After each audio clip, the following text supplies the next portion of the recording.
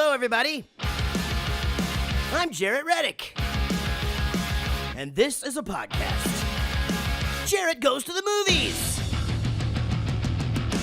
Hopefully you have seen or heard one of my many musical endeavors. And if you have, then you know how much I love movies. This is movie commentary with no movie knowledge. This podcast is me and my friend Rich talking about movies that we like. But my name's on it because I'm famous. This is Jaret Goes to the Movies. Still.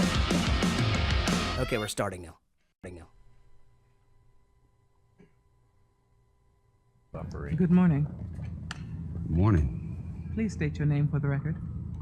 Daniel Ocean. Thank you. Mr. Ocean, the purpose of this hearing is to determine whether, if released, you are likely to break the law again.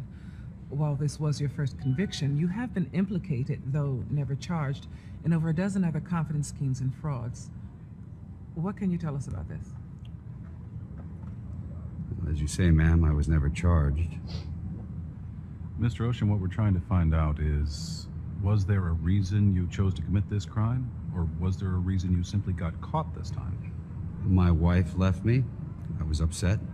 I got into a self-destructive pattern. If released, is it likely you'd fall back into a similar pattern? She already left me once. I don't think she'd do it again just for kicks.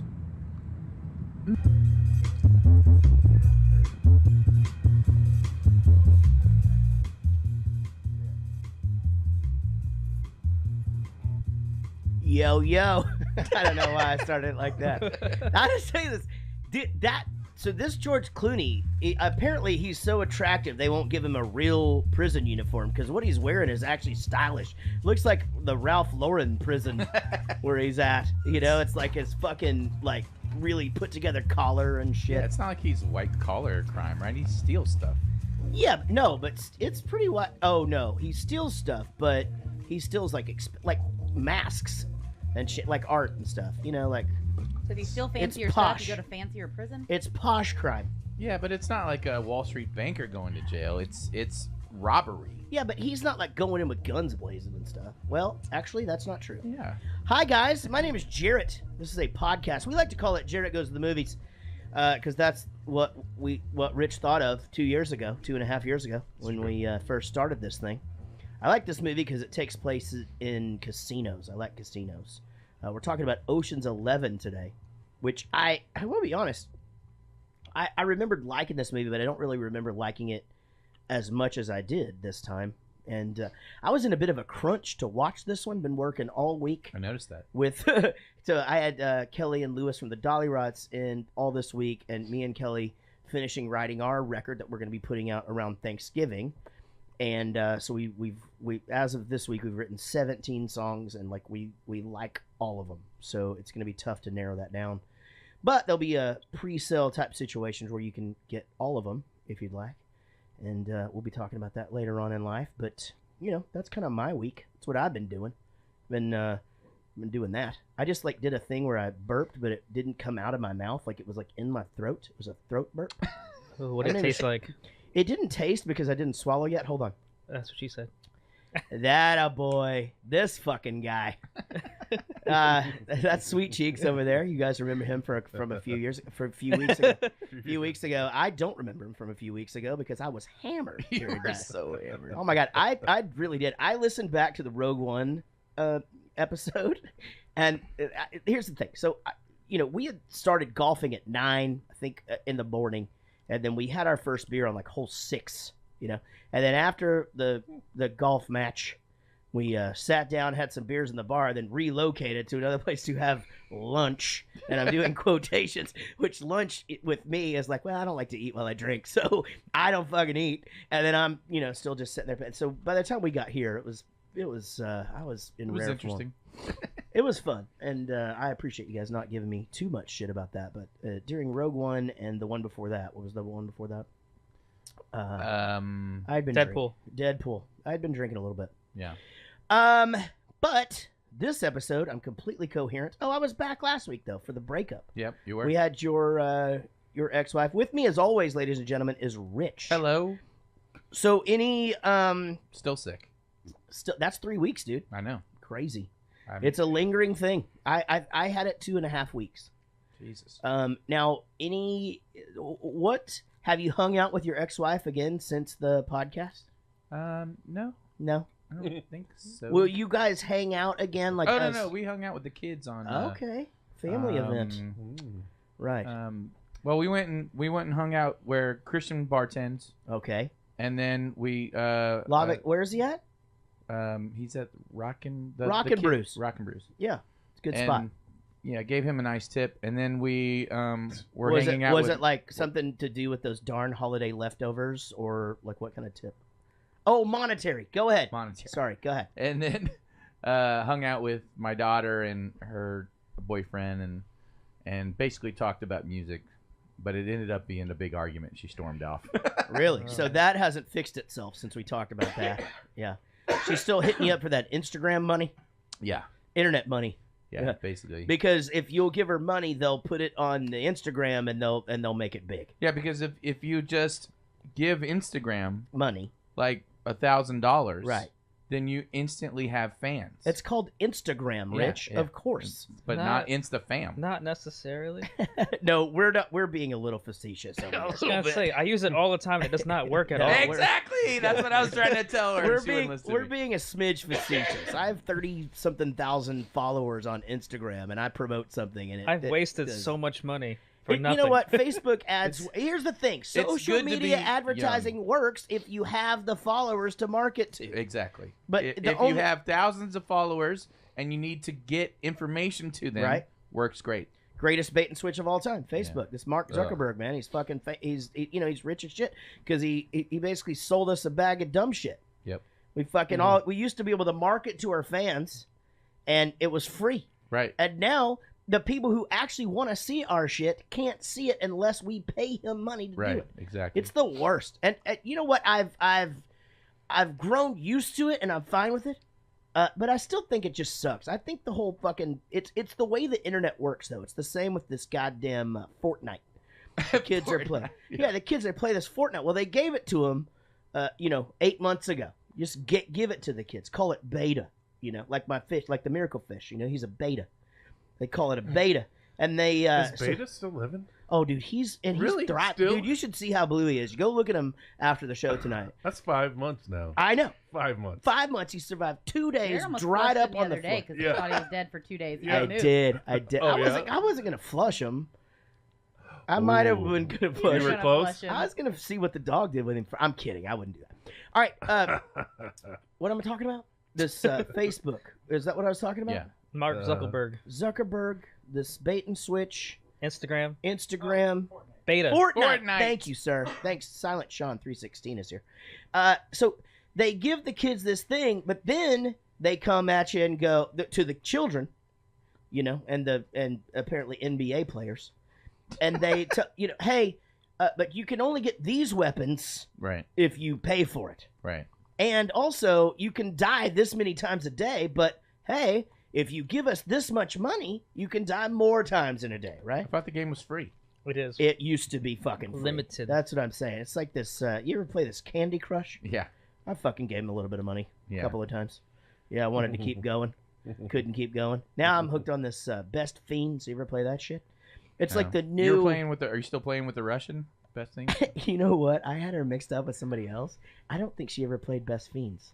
No, she played best. Okay, Fiends. then maybe it is her on there. But yeah, I don't really know. So what happens is you can give people lives, but you don't actually see it. It's just basically your Facebook friends, but the window pops up and then just disappears, and you send them like extra shit or whatever. Anyway, so but yeah, I mean, dude, I will be honest with you, and The internet is a bait and switch. well, I know a little bit about the music business. Yeah.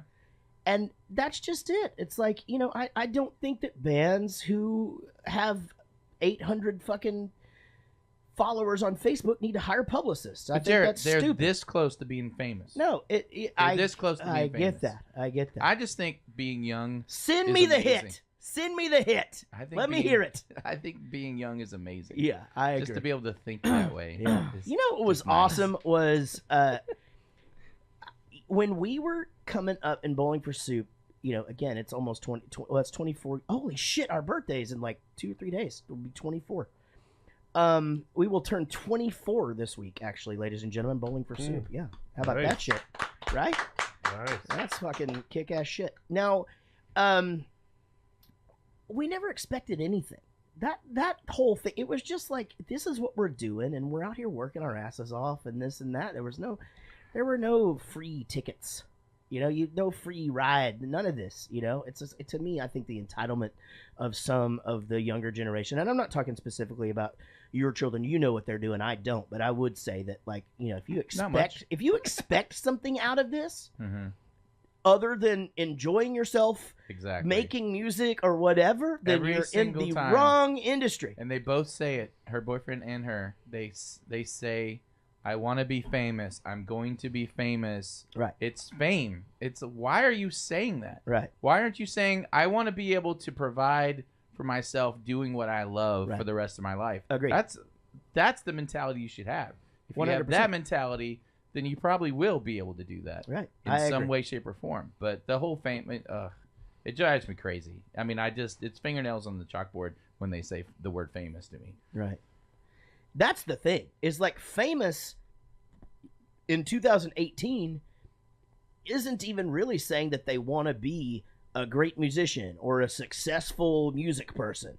It's just that they want that notoriety. They want that recognition or whatever. You could be dead poor and be famous. 100%. Like, what's the point? Yeah, agreed. Yeah, I mean the girls on Young and Pregnant, they for like a year they're poor. Yeah. They don't get money until the second year, and then because they get better places to live and new cars and shit. But they're struggling that first year. Yeah. You know what I mean? So, and they're famous and poor. Yeah. But that makes for a good story, though. Then what they do is they give them some fucking money, and they know that's gonna shake shit up in their lives. Yeah. And be gone in That's 2 what years. that's what happens. Yeah, and then more problems. That's just it. Hey, wait a minute. Yeah.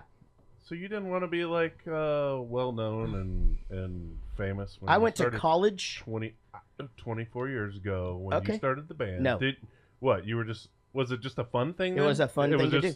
Kept me Thing out to of do trouble. on the weekend 100%, or yeah. whatever, all that kind of 100%. And then I realized that, okay, well, shit, this is actually really cool to do because we get free beer, and then Yeah. girls started paying attention to Yeah. us. That was cool. Yeah. I mean, there are little things along the way, but never was it a thing where I was just like, I did tell the guys, I've got this figured out. We've got a shot at this, but it was never the end game. As Rich actually asked Sean about this earlier, my end game was never to be famous. And in fact, I always said, I don't want to be U2. I have no interest in that at all, because to me, that world sounds terrible. Right. I don't want that. I mean, if it fucking happened, obviously I'd accept it and deal with it the way that I could. But you can ask my band. Like, I was always like, dude, I want to be like Everclear big. I'm gonna set my sights on, like, if we ever get like as big as Everclear, I'll be stoked. Like, you do 3,000 seaters in any city that you want, whatever. So we got close. You got close. But it was never that this is why I'm doing this. It was like, man, you know what? This is fun for now, and when it's not fun anymore, then I'll stop. And you know what? When it wasn't fun, I was having anxiety. My life was in shambles and shit. Guess what? I took a year off. Took a couple years off, and we're back. Now we're bigger in both the UK and in the US than we were 4 or 5 years ago. Yeah. So, what are you going to do? And that is not a fat joke against myself. Obviously, I've gained some weight, but it's like we're more popular. Is what I mean. I see. Weren't you in one of the video games? Was it one song in the video game? We've done several video games. It was Sonic one of them was the that. Hedgehog. One of them was the backyard wrestling. Yeah. Backyard wrestling. I did the theme to Sonic the Hedgehog. Thank you. We did NHL 2004. Remember that I one? believe. Yeah. So Yeah. we had a good run with that. The video game industry got smart quick as far as how money works and started doing sound-alikes. So basically they pay you.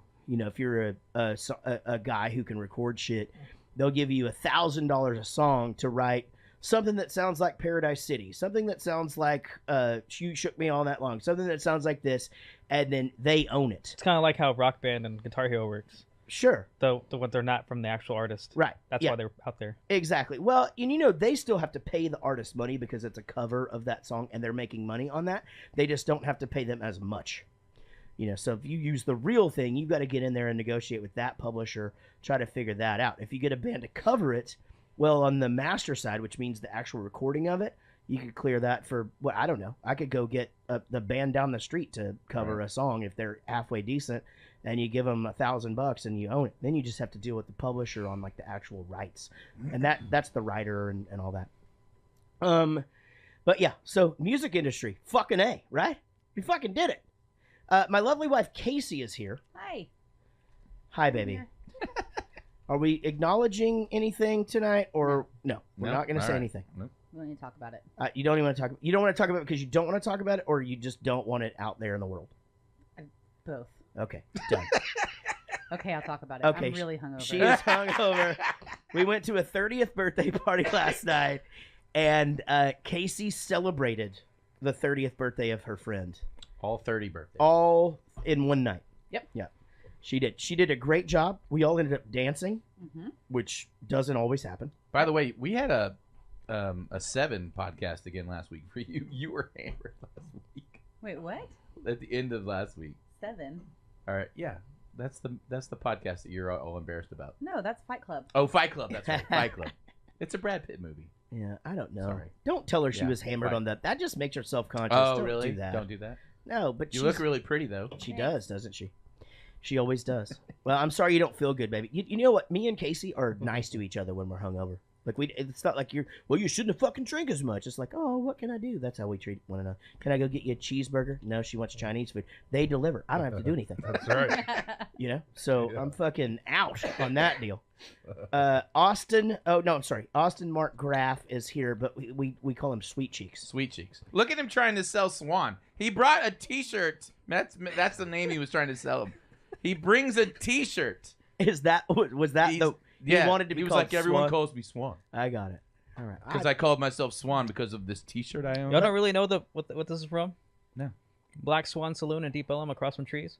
Yeah. That's where I used to work. No. And that's why they call you Swan? Exactly. He named himself. I got a that. couple of things I want to say. First of all, That's it's not a great to thing. have you here. Second of all, stop smacking in the fucking microphone. He made some beef jerky. All of a That's the sudden, easiest way to get kicked out. Dude, you have no idea how fast you'll be removed from this room if you continually smack in the goddamn. No, he's only moving your mic because we can't see your face, not because of the beef jerky. All right, temporary John is here. Neighbor John, there he is. Yes, thank you. Not Thank late. you. Usually he texts about 10:30 and comes over. Yep. Comes into the room. So Well, I like this movie tonight. couple so of that's you know this movie.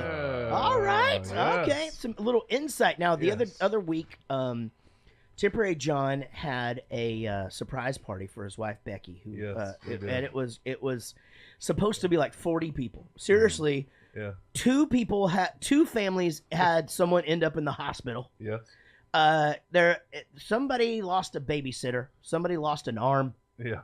You know, and so it ended up being like a core group, and man, we had the fucking best time. We did have a good time. We had a great time, and it was super fun. I met this guy Patrick. Yeah, Patrick. Yeah, I'm gonna hang out with that guy Yeah, again. he's a good dude. Let's get that guy over here a couple of times. He's a good dude. Yeah, he was like that dude that you keep thinking, there's no way he's gonna want another beer if I go get one, and he always did. And I just, Oh, hell yes. I was just always like, I can't believe he fucking wants another beer. This is fucking. You want to be best friends? He can hang with us. You any want to day. go do karate in the garage? Only John's garage though, because his is clean. You can't get in mine. Are you the neighbor? Yeah. I'm the neighbor. Oh, okay. That's okay. That's Oh, neighbor now you John. know why. Now you know Well, and why I was am. leaving one day, and I was like, "This garage is like wide open. Like, what's the story on that? TV's on, no one's in there. Are they asleep? What's going on?" No, I think we ended up over there that night. Actually, yeah, I think that was because they didn't come. They came one of the nights I was drunk. They came in at like the end of the show. Remember? That was last Well, it week. was last week. Yeah. Okay, well, I wasn't You were drunk. drunk by the end of last week too. Well, we got drunker. Yeah, They I brought know. a friend over. Yeah. And we stayed up playing pool that night. Casey went to bed. It was about 4. It was not good. It was 4. It was not a good thing. All right, Silent Sean again is here, and we freaking love Silent Sean. We give him a lot of shit. Isn't but he awesome? he works really hard and has really been the glue in the show. I am not serious about that. Aw. But hey, guys, it is great to have I'm everybody serious. here. Welcome to the program. If it's your first time to listen and you haven't seen Ocean's 11, go watch the movie and come back and join us for it. Or pick another movie that you've seen that isn't one of our first 20 episodes and check that out. You know, you'll have a great time. I want to say that I do need to point out that this is a Tim Toole and Matt Cardosi production. I want to send out condolences to Matt Cardosi and his entire family. His sister passed away suddenly this week. It's a really, really sad fucking thing. And we both, Casey and I both sent him a message and just, sending all the mojo. And if you guys are friends with him on Facebook, just send him a little loving and that in his direction, because he's a good dude, and that's got to be fucking terrible. Our new supporters is John Fredericks at the $5 level. That dude now gets all the archives anytime he wants. All you got to do is just go in there and there's hundreds of hours of shit of just us talking about nothing, and he gets it.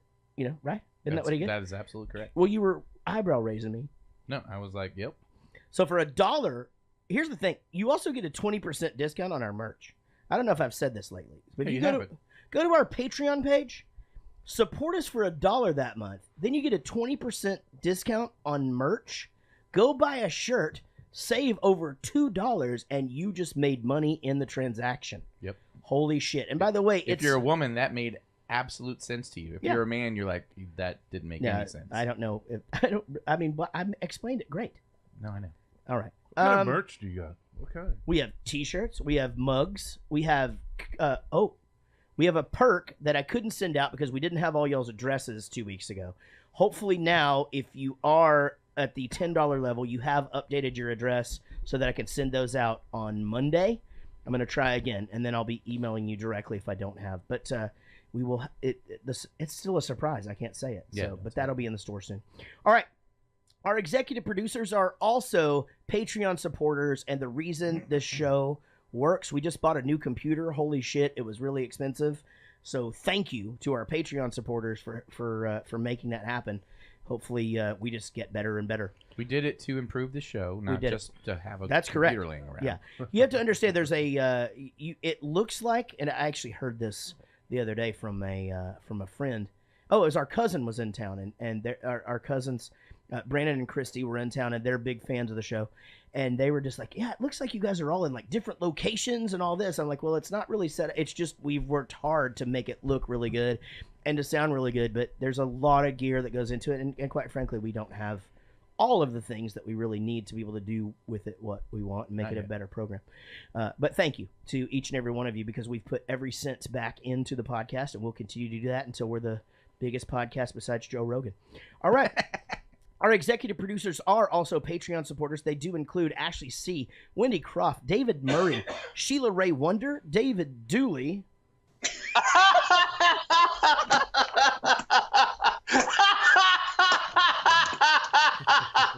Rodon James, Tim Toole, and Matt Cardosi, our corporate VPs, Nigel Watson, Big Chris Whitehead, Lucy Murray, who you guys may have seen on the show last week, fresh out of a yoga class. Exciting stuff there. Diane Small, Daniel Cotton, who will be on the show a little bit later during 5 Questions, Jared Spear, who I talked shit about during 5 Questions, Lisa Wenzel, John Gickler, Shawnee Griffiths, Greg Pascal, Mark Ryan, Tyler McCullough, Sweet Hurst, Katie Morgan, who not again, but who also will be on the program later for 5 Questions.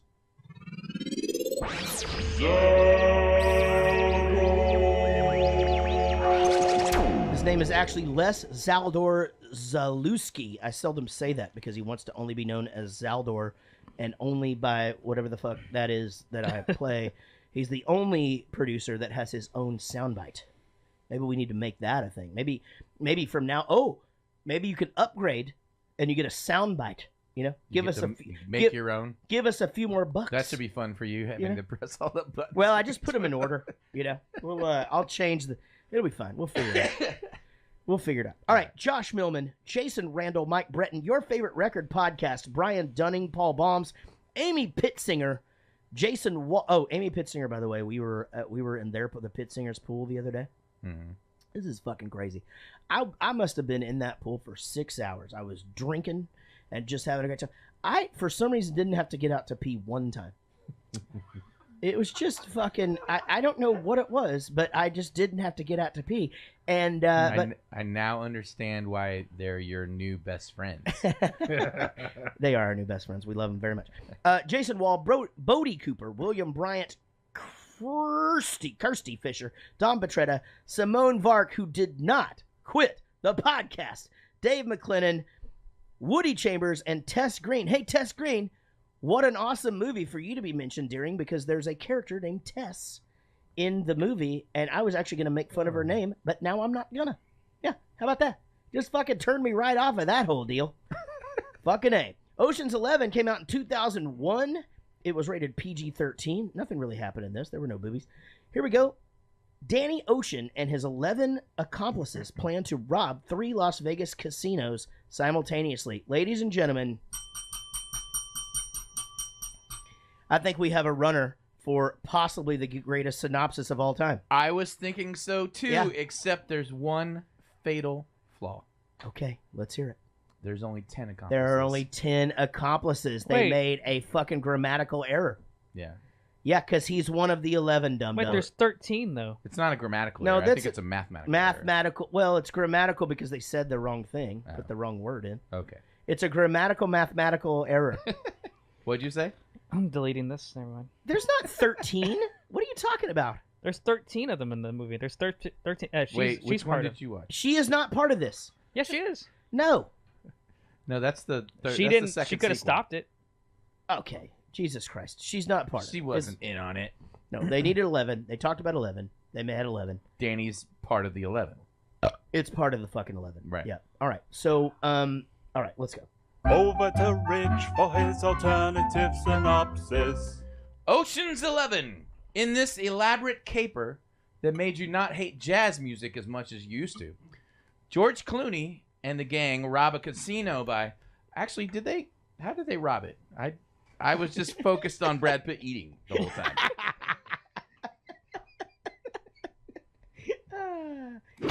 Roadhouse. He did. He has a nice beverage. Something. I mean, He's he's just always. But I said this in the 5 questions thing, so I don't know whether you edit it out. But I found it to be almost just endearing. Is that the right word? Endearing. Like an endearing thing about him, which Yeah. is just like the guy just likes snacks. You know, Well- I mean, he's just constantly having a snack. He's Yeah, so they're- fit though. Yeah, he looks great. You know why? Because he has fucking 24 meals a day. That's what you're supposed to do. Yeah. Yeah. And someone can At correct least me that's if what they I was read, told. if they read the trivia on this, but Brad Pitt, it was a choice he made that he wanted to. He thought that these guys would be on the move constantly, be bopping around doing so much stuff. He'd always have to eat on the go. Yeah. And so that was his thing. He was like, I'll just always be eating because I'm always, going around and doing stuff, and we're not gonna sit down and fucking have dinner. It's pretty damn brilliant as far as like when you have that sort of grasp on a character. I love hearing shit like that. I didn't read that, so I would have given credit to the writer on that. But anytime like there's an actor who just sort of is like, I think this element to him would be really important, Yeah. and I totally get it. It was all Brad Pitt. That's genius. Okay, so but first of all, let's talk about George Clooney. George Clooney, obviously, one of the biggest stars in the world. Started out on Facts of Life. You take the good, you take the bad, take them both. I think at one point in time, people would probably be like, "Yeah, he's one of the most popular stars in the world," but he fell off the map pretty quick. Well, he basically moved to France and just is super. Yeah, he got real selective political and selective in what he does now. I don't think he felt. I mean, he started doing those. Isn't he helping produce some of those weird cartoon movies and stuff? I don't know. I mean, I'm sure he's doing something. Well, but, he lives in. Doesn't he live in France? If you go behind the in probably a castle and shit. He's Yeah. at the royal wedding. But I would consider if you're one of the top actors in the world, and then you go into a producer role, Yeah. that's falling off the map. You're less famous. Yeah. Yeah, I don't know about less famous, less visible, maybe. Well, I'm just saying you're not the exposure. Sure. Is a lot less than it once was. I'm just saying that motherfucker walks into any room in the world and he gets recognized. Yeah, sure. Yeah, on Yeah. the planet. Sure. I mean, in the remote parts of the Australian outback, the fucking Okay. Aborigines are like, Jesus Christ, it's fucking George Clooney over here. Are you fucking serious? I loved you in ER. What did you call them? Aborigines? Yeah. Okay. Isn't that what they're called? Yeah, I just thought you pronounced it weird. or something. Oh no, I would just Aborigines. I thought there was a V and a Abercrombie, number Abercrombie 4 and in there. Fitch. Wait a minute. There was. I didn't put a 4 in Oh there. no. I thought you were talking about yourself and some of the stories you've told me about you walking into the gas station and go, aren't you from Bowling for Soup? Yeah, that fucking happens to me every day. Yeah, Every day of my exactly. life. I'm So, famous yeah, as shit. What do you mean? I'm no George Clooney, but I'm famous as shit. Yeah. Like, are you He kidding has me? to be in the North Texas area. That is not true at Oh, all. okay. And also, I don't get recognized as much since I got fat, but it still happens. Yeah. You know, it's still a thing. All right, Bernie Mac is in this movie. God rest his soul. You know, he died. It's a shame. Yeah, he passed away. He now you guys probably know him from the movies Weekend at Bernie's and Weekend at Bernie's 2. So we're gonna miss him. And also Brad Pitt is in this. You gonna be all right? Yeah. Brad Pitt is in this movie. Here's the thing. So we were at a pool party the other day for what was the holiday? Oh, Memorial Day. Mhm. Yeah. Thank you to all of our men and women of the for all of your service and for protecting our country. Thank you for that. But I think that maybe I might have graduated from Brad Pitt and gone to Ryan Reynolds. I think it might have happened officially, and I think We already talked about this I know. Well, during Deadpool. I was drunk. Oh, Yeah, right now I'm sober and I need to. so What did I say? you threw out the question of who do you choose, and you said Brad Pitt. Oh, okay. Well, I fucking changed my mind 3 days ago. Did you watch Deadpool 2? Is that what did it? No, Oh. I haven't seen it. Unfortunately, Did you watch Waiting? it's one of my favorite movies of all time. What? Yeah, All right. same. What changed your mind? About what? He's not as good of an actor as Brad Pitt. Doesn't matter. Everything he says is funny. Yes. Like even when he's not being funny, it makes me laugh. Yeah. Sometimes the key to someone's heart is humor. You know, Yeah. and he puts the humor in my heart. That's what I don't. Are you just going young It just now? changes the Are you dynamic just of our feeling old show. and you're I'm just not going, young? dude. Just Believe going me, young I or am what? not going young. I feel like I actually did think about this the other day. If we're leaping off of Brad Pitt, I'm going Chris Hemsworth. I'm not going Ryan God, Reynolds. that's terrible. He's funny too, but he's just beautiful. Yeah, the Is guy's- that the is guy's that beautiful. is that Thor? Yeah. Yeah. That's too much. It's too much. Yeah, it's just too much, Well, man. some of us can handle that much. I can't. You know what I mean? That's too much, man. Rich, do Like you have I a need, man crush? I need to we need to flab up a little bit. There's just too much going on. Flap Like, I- up like Brad Pitt. I don't want no, I but need a real man. but Brad Pitt's lean. This fucking Chris Hemsworth. Like if that dude puts his arms around you, like yeah, you feel safe. that's I feel safe. Casey says that like about big dudes. Like I ask all the time. Like, do you? I mean, like if a guy's like really tall and you know what, like, and she, oh yeah, it feels nice. Yeah, No, girls like being like hugged by like a big tall Look, dude. if I'm going to be taken by a man, then I don't want to be more manly than the Taken- man. I want to be. taken I by. want to be like. Taken by. I want him to make me feel like a woman. Yeah, What? So, I get it. I don't know. Oh, What's no. going on? This is weird. Can we John- move on from John's this? like way too manly to just be in this conversation. Oh. Sorry, Silent Sean with a silent joke. All right, again, Brad Pitt is in this. He's fucking great. He's one of my favorites of all time, and I probably really would pick him. Thank God. It could just, I mean, I don't know. I just don't know if I want that many stepkids. It's just, Wow. But Oh, you went hell. there. I mean, but Wow. the, No but doubt. but the good news is he doesn't have any contact with them anyway. So it's not like they'd be around. Well, but on it holidays was and shit. it was a court decree, so he wasn't allowed because That's what I'm saying. He doesn't have any. So He's- yeah. So I guess right now And, it's like if fine. it worked out with you and Ryan Reynolds, you'd be like okay with spending some holidays with Blake Lively. 100%. It'd be Yeah. fine. Yeah. It'd be fine. It's not bad. Not bad. Elliot Gould is in this. He's fucking great. Casey Affleck, who I guess either Scott Conn, who plays his brother, is either short or Casey Affleck is tall, because he's got a foot on that dude when they're like walking together. Oh yeah. So one of them is I either never remember tall. who he is. When you say Casey Affleck, I never can picture the face. Oh, I've got it. Brad Pitt's brother.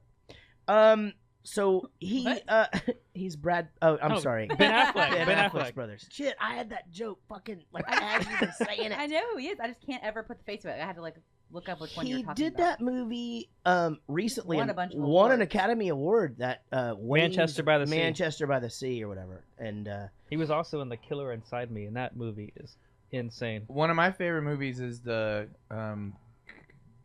Gone Baby Gone. Never seen it. It's great. Ben Affleck directed it. I think it was his first one. And Yeah. I thought that was Argo. No, this is way before Argo. Argo's a great fucking movie, by the way. No, I think this was his first directing a movie. First time directing a movie, and it was great. Do you like Ben Affleck as Batman? I can never remember. I do like him as Batman. Yeah. But you hate the Superman versus Batman movie. I hate pretty much all of those movies except for Wonder Woman. Sweet Cheeks, you're a comic book nerd, right? Somewhat. Do you like Ben Affleck as a Batman? No, who's your favorite Batman? George Clooney. Oh shit. Okay. I thought that was amazing. Watching that, it's a bad movie. Don't get me wrong, but it's watching him do that is like fun. He's got the little credit card, you know. Oh Yeah. my God. And Sean, I know that you have a favorite Batman. Who? Michael Keaton, old school. Yeah, you don't give a fuck. Michael Keaton was great. What? This dude. He's out. Sean's You're out. like, fuck it. He's out. It's like, he's auditioning tonight for Will's chair, and I think he just lost out. Fuck it. I just like. He did bring his homemade beef jerky though, so I that's just a like positive. the tone that Affleck brought, and then the action scenes that came along with it, which isn't the Batman, but it still feels like a part of if I'm choosing somebody. Right. That it was badass. That fucking warehouse scene was amazing. So Carl Reiner is in this, and Carl Reiner is like one of the greatest directors of all time. It's Rob Reiner's dad. Like this guy. Look, I'm not even gonna go over it, but go to his IMDb. It's fucking crazy. Also in this movie, of course, Matt Damon in it. He plays the character Linus, which is the name of my best friend. Right. So I really liked that character a lot. Yeah. Yeah. Don Cheadle plays a terrible English person. Oh, thank God. Yeah, and we will talk about that a little bit more during 5 questions later. And then I think that's basically it. Besides our couple of the year, Andy Garcia, who plays the bad guy. He's fucking great in this movie, by the way. He is. I mean, like, I actually bought it. Like, I was a little intimidated by him. He's not really a bad guy. It felt like he was in this movie to me. Like I found him a little terrifying. He was a guy that was very good at his job and didn't want to get robbed.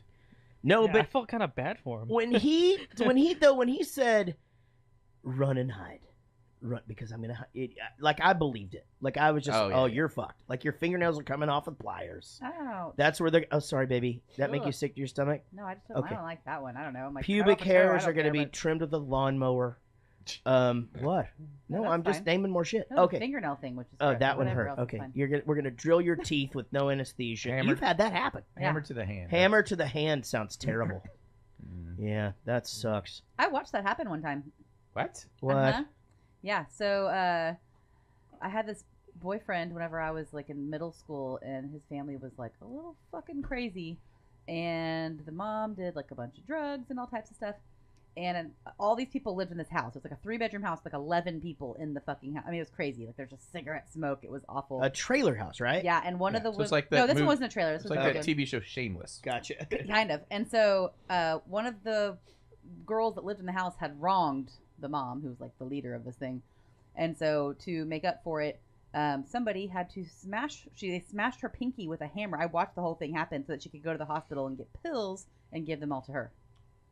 Oh, wow. And I was like in the room when it happened. Like I was Wow. like, they're not really gonna bam. I was like, ah! Fuck! Like, Holy shit. so she smashed her pinky, went to the hospital, got pain pills, and didn't take them. Gave them to her. Wow. Jesus Christ. That is. Jeez. Yeah, that's Anyway, it didn't That's work how the out. other half live. that's called mind control. Dang. It was weird. Yeah, everyone called her mom, even the adults. It was fucking weird. Yeah, super weird. Why She- were you even there? Oh, let's not get into that right now, please. Someone else said my mic's Temporary way joke. lower than everyone else's on here. Yeah, turn her up, please. All right, Julia Roberts. Hey, I didn't mean. Oh, I should have Turn been her up, nicer. damn about it. that. I was just kind of like already on to my next sentence, and so sorry if that came out like that. I was ordering you around and shit. Julia Roberts, Dick. Rich's favorite actress of all time, is in this, and I'm not gonna really say anything else about her. I'll let him do all the work later on in the broadcast. So thanks for being here. Welcome to Jaret Goes to the Movies, Ocean's 11. Let's dive in. Here we go.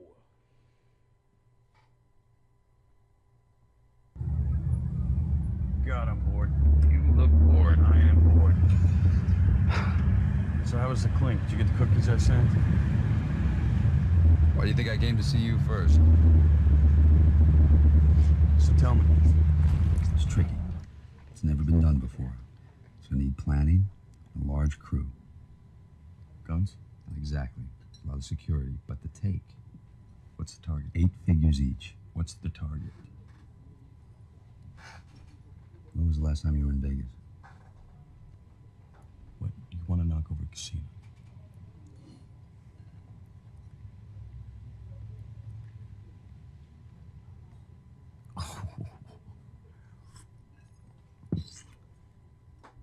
I love how each person he approaches with that are all like, at first, fuck that. And then they're instantly like, you know what? Fuck it. I'm in. All right. I just cut that thing that was increasing the bass. Let's just do if you don't mind, Sean, let's just do a quick sound check. Huh? Is me. So let's just, cool. Much better. Okay. You just need to come up with the volume just a smidge. So how was the clink? Did you get the cookies I sent? Yeah, perfect. All right, bass thing's fixed. All right.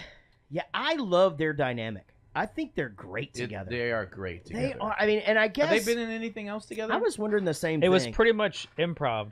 Their two, all of them together. Them two mainly were improv. Yeah. Oh, really? So it was all improvised most of the movie with them two. I think what I started thinking as I was watching this is the original movie, I guess, was the Rat Pack, right? Yep. So Yeah. Ocean 11, this is a remake.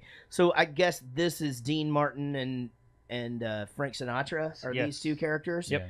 And so they probably had that same sort of vibe back and forth, So I feel like the cat, if I'm right, and that's who played whom, if Frank Sinatra was George Clooney and Dean Martin was Brad Pitt, the casting is fucking insanely good. Yeah. Because that's how I would picture that in my mind. Like, Dean Martin, is the guy who's always cool, and, they're both always cool, I guess. But, nothing bad really happens to Brad Pitt. He doesn't even have to really even, Yeah. I don't know. I guess nothing bad happens to anybody in this fucking No. movie. Yeah. It's all good. Oh wait, one thing, the hammer scene or the hand scene on the door. That's the only thing that gets. You're yeah. right. Yeah, poor little guy. So yeah, we talked about Brad Pitt eating.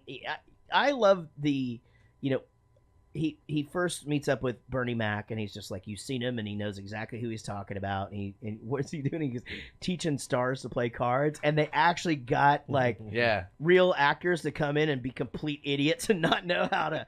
So they got the guy from the '70s show, the guy Dawson's Creek, Charmed, Seventh Heaven, Walk to Remember. Yeah. Yeah, I wrote that Oh down. man, just fucking great, and just the fact that they all play idiots, Oh, Topher Grace too from his. Yeah. Now let me ask you this: was that a con when he comes in and he tells them? I wondered about that too. We're gonna do this bluff. Okay, watch the bluff or whatever. Was he like, all right, let me make you $10,000 real quick? Exactly. You just got out of jail. I'll throw some money your way. It seemed like it was. I was wondering about that for sure. Seemed like this is what these guys do when they're together. All right, fuck it. These guys are paying me to do this, and because he tells them, all right, let's basically call his bluff. But then once he puts the $2,000 in, he goes, well, that's a lot of money. Up to you guys. I'm in. But y'all do with it whatever you want. It's like Stripes playing poker. Yeah, exactly. Yeah. Okay. You want to get rid of these aces, and let me replace that with 3 fresh cards. Yeah. So 3 casinos. Holy shit. Yeah. I mean, I don't even think, even if you could get away with robbing casinos of 160 million, what are you gonna do? You can't.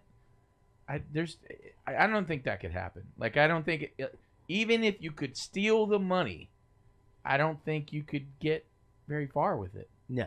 It's 160 million. None of this makes sense. No one would rest. Split up though. Split up. But I'm just saying, it's 160 million that a casino with unlimited resources is gonna go after you. Well, the entire police force for Las Vegas exists because of casinos. Yeah. They're gonna go. Everybody's going after you. FBI, everybody. Because it's gambling. Like CIA. I mean, they're calling in everybody. Yeah. You'd be stupid to steal this much money because it's too much exposure. Yeah. Obviously, let's get that out of the way quick. None of this is very believable. Right. It's like once he's like, "Oh, I got," he's like, "I guess that's it." Yeah. Yeah. There wasn't any follow up to it. It's no. crazy. Yeah. So, I definitely agree with you. I think but I like the position that they put the casino in of like the casino guy being evil, and they'd be like, let's just fucking take this guy's money. The chat room is pointing out that that's why there's an Ocean's 12, which I think they do sort of address that. Like Terry Benedict then's like, I know you stole it, but if you help me do this, then I won't turn you in. Then wait, so 3 casinos, but they only did 1. Well, they store all the. They're all connected, and they store all the money in one vault. You said you watched this movie, goddammit. I did, but I watched it, and that's the one thing I was confused about. Like he says, 3 casinos, but they were only at 1. I didn't catch the part where it's all put together. Yeah, they're all of the money goes into one vault because it's one owner, and it's all done in these underground tunnels. So essentially, there's 2 casinos that are walking across the street, and they're all storing the money in the same spot. So it's like one fucking big vault. Yeah. And so I thought the same thing. In fact, like at first, in my mind, the first time he describes it, it just sounds like there's like a fucking laundry chute, and there's just money coming down it and just piling in this room that somebody's got to get in there and clean it all up. They're like, God damn it, man, this sucks. Why even bring up the other 2 casinos? Why couldn't they just said the Bellagio and it's 160 million because there's a fight? Like, why even bring up the other 2? Makes it sound bigger. Well, and also, I think that's the point. It's like, hey, this is a big score because it's not the money from 1; it's all 3.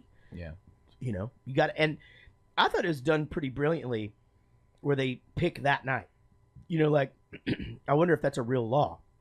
You have to be able to have in cash the amount of money of chips that are in. Yeah, I think in the casino. You have to be able to figure it out, right? Cover the bets. Right? Yeah. Okay. So it's pretty brilliant. Just the idea of it, that worked out great. He had been in there for fucking 4 years just thinking about that. Yeah, it's 2001. 4 years before that is 97-ish. Right. You can always judge it by the cell phones. Right. Mm-hmm. So.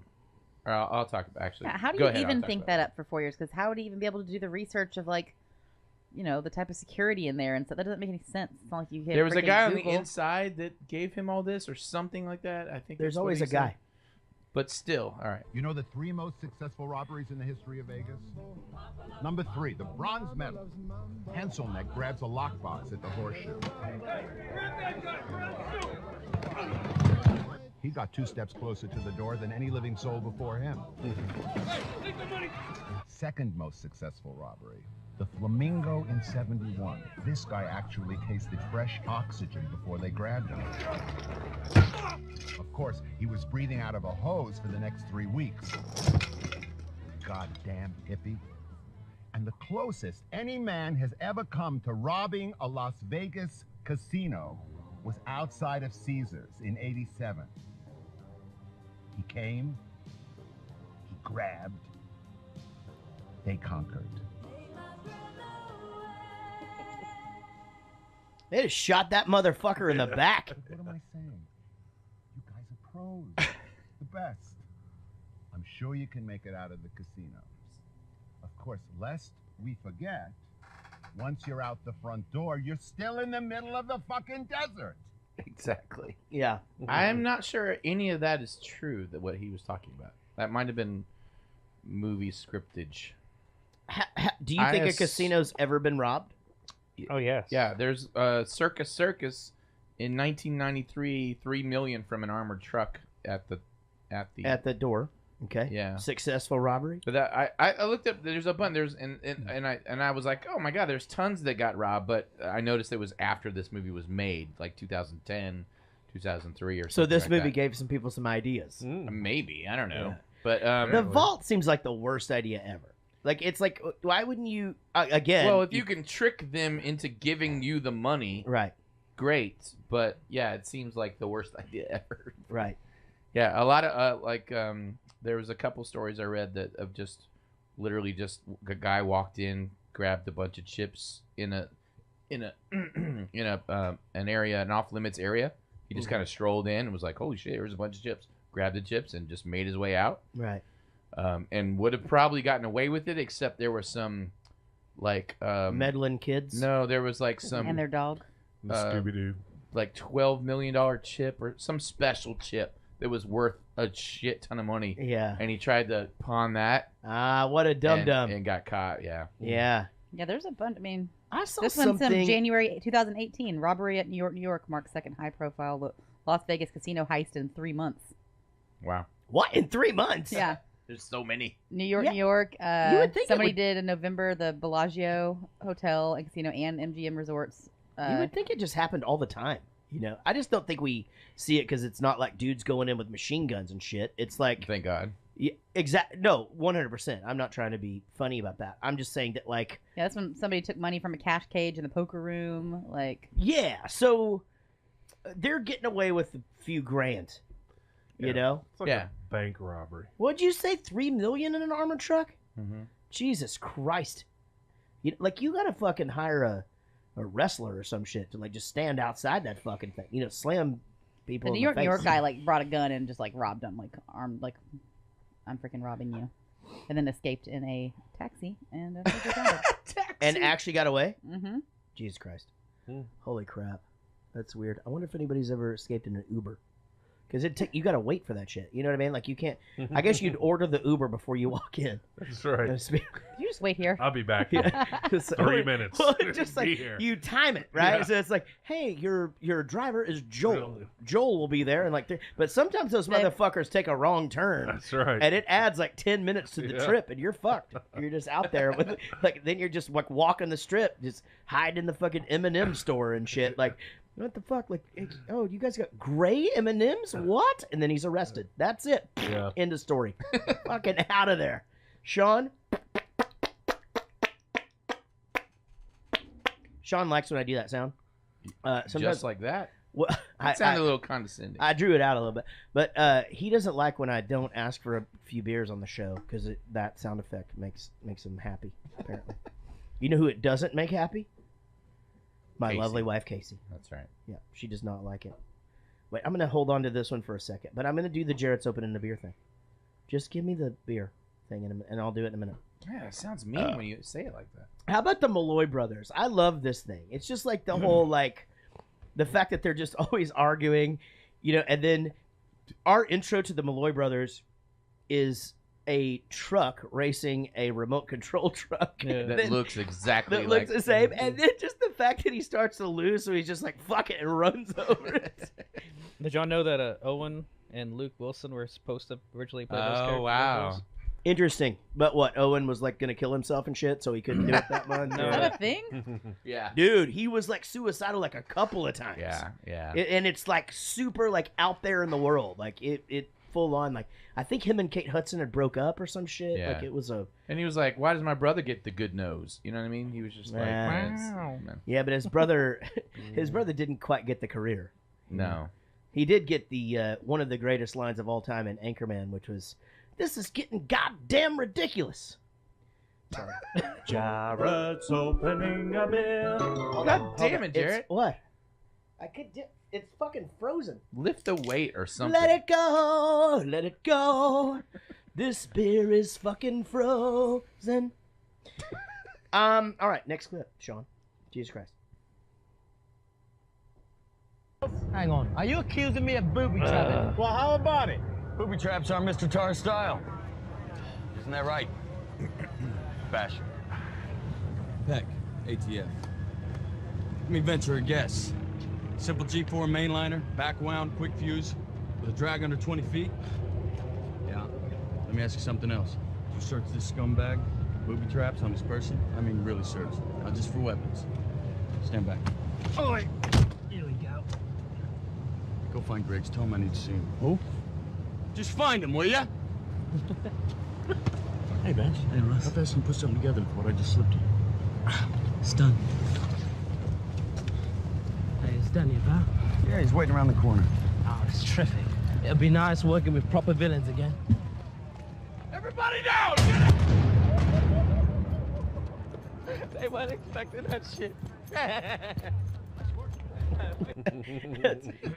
That's insanity. Is So what that is. this is confusing because they're talking. Him and Danny are talking. Yeah. And they're like, "What about Bash?" Right. And then they're like, "Well, there's a problem." Yeah. And then they show him getting pinched. Right. But then they're there Right. helping him get unpinched. Yeah, it's like he fucking appeared there or some shit. Right. You know, It's like, oh, there's a problem. He's going to do a bank robbery And at some future point, and we're going to have to show up and bail him out. I didn't understand that either. Yeah, it was not cohesive at all. And also, here's the thing. And again, I realized that we weren't going to do the whole deal where we just tear the movie apart the whole time because we could literally pick this fucker apart. I love this movie, though. Me too. I'm allowed to. But just the fact that, like, okay, so there was this crook. We had him in custody. He's obviously on the cameras and shit because we've been walking him around and shit, right? Right. And then this ATF guy comes, something blows up or whatever. Like, this guy's impersonating an officer. Like, even in 1999 when this was filmed, like, they have right. Jesus Christ, he's impersonating ATF. They're looking for this motherfucker. Right. Yeah. You know? And he has a record. You know he has a record. I don't know. He seems to be, it seems like all he does is eat. You know, which is, and he stays He's fit. a food record. This scene, no, though, he smokes a cigarette. No food. Oh, yeah, that's true. Okay. Oh, he's always doing something with his hands. Yeah, maybe that's it. He has an oral fixation. Right. Yeah. Well, he's wearing gloves, too. It's weird to eat with gloves. You ever eat with gloves on? No, never. Yeah. See, it sounds terrible, right? I think I have a few times. And I didn't like it. You know, I didn't like it not enough to fucking not eat. But so, why was Don Cheadle uncredited? What was it? He did not feel he gave his part or something like that. It was. I So read he about punished himself? Yes. Oh my God, that's hilarious. Are you serious? I believe that's what it was. Yeah. He didn't like his own accent, so he uncredited himself for the movie. Well, he didn't say it was the accent. Yeah, it was his own performance. Oh, he wanted to be one of the leading men. Like he wanted to have Matt Damon's role or Brad Pitt's role, I believe. Matt Damon. He didn't get it. Oh, so he threw a hissy fit. Yes. Oh, that's totally different. Well, that doesn't make any sense. Why would he do the movie? Like, that's stupid. Like, that doesn't make any sense. Well, Casey, B27. What? Why is Don Cheadle uncredited in this movie? Okay, I'll get back to you. Yeah, if you're right, Sweet Cheeks, I'll fucking give it to you. But that sounds a little lame because he's in the movie. I assumed he took the role. I assumed that he wasn't getting paid enough. And so when you don't get paid enough, you work for free, uncredited, because you want to be in the movie. He can't, but he's credited in the next two ones. Because they paid him more. What do you mean? You don't do it for free. Yeah, they do it for free. Why? Because, look, they're millionaires. They're not doing it for money, but they're doing it for money. You know what I mean? Like, right. Like they're not going to work for $5,000. They'll just do it for free. Like hookers that are. They're going to work themselves. for the $20 million, and then they're going to do a movie that they love for free. Yeah. All right, I see what or you're for saying. scale or whatever the fuck. This is like though before, yeah, but now they all do independent movies and shit. Like Billy Bob Thornton's on a Netflix show now. Right. That's what you mean, right? He's doing it for the love of the. Well, you know, and Bad Santa 3 didn't do good or some shit. You know? Right. I don't know, but I'm just saying because he couldn't get the main role. Yeah. But he still wanted to be in the movie because it was one of his favorite movies from his childhood and whatever. All right. That he did it for scale and uncredited. Well, I'm going to give you that. I'm going to give it to you. Okay. So then we see Brad Pitt. By the way, loved his accent.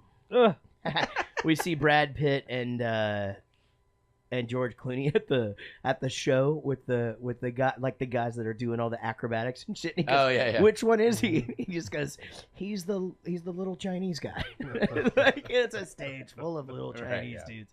Anyway, I thought that was really funny. And then I thought that the meeting between Brad Pitt and Saul, Carl Reiner's character, I thought that had like some cool substance to it. It was obvious that there was a past, but you also see this old crook who, you know, is taking shit because he's sitting there at the dog races or whatever, and you know, but he wants a little bit of respect, right? Yeah, you know, he paid his dues. He has paid his dues. He's a lifetime criminal or whatever who's happy in his life and not in jail.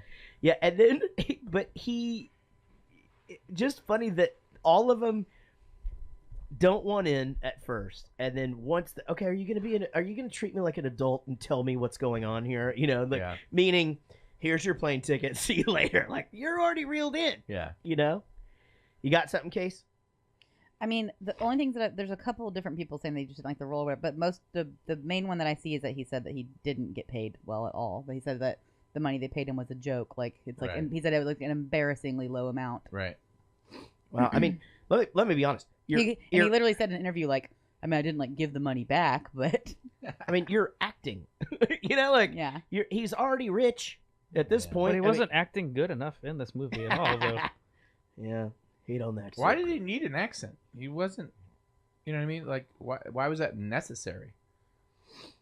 Well, apparently Brad Pitt, after coming up with the whole thing where he just wanted to eat all the time, came up with the fact that one of them should be English. And since they weren't paying him enough, they picked the cheap guy. And we're just like, hey, you've got to put a little extra work in this. Now we know why he didn't put a lot of effort into the accent. Right? Maybe we can bump you up a few bucks, if you get this accent down. We'll just see what happens. Again, I put that I love the dynamic between Brad Pitt and George Clooney. So fucking great. Then we get to meet Matt Damon. And I saw this coming a mile away. George Clooney, watching him work from across the bus. I love shit like this. I don't know why. I am so intrigued by the whole pickpocket thing, like scams like that. Like we watched this show called Sneaky Pete.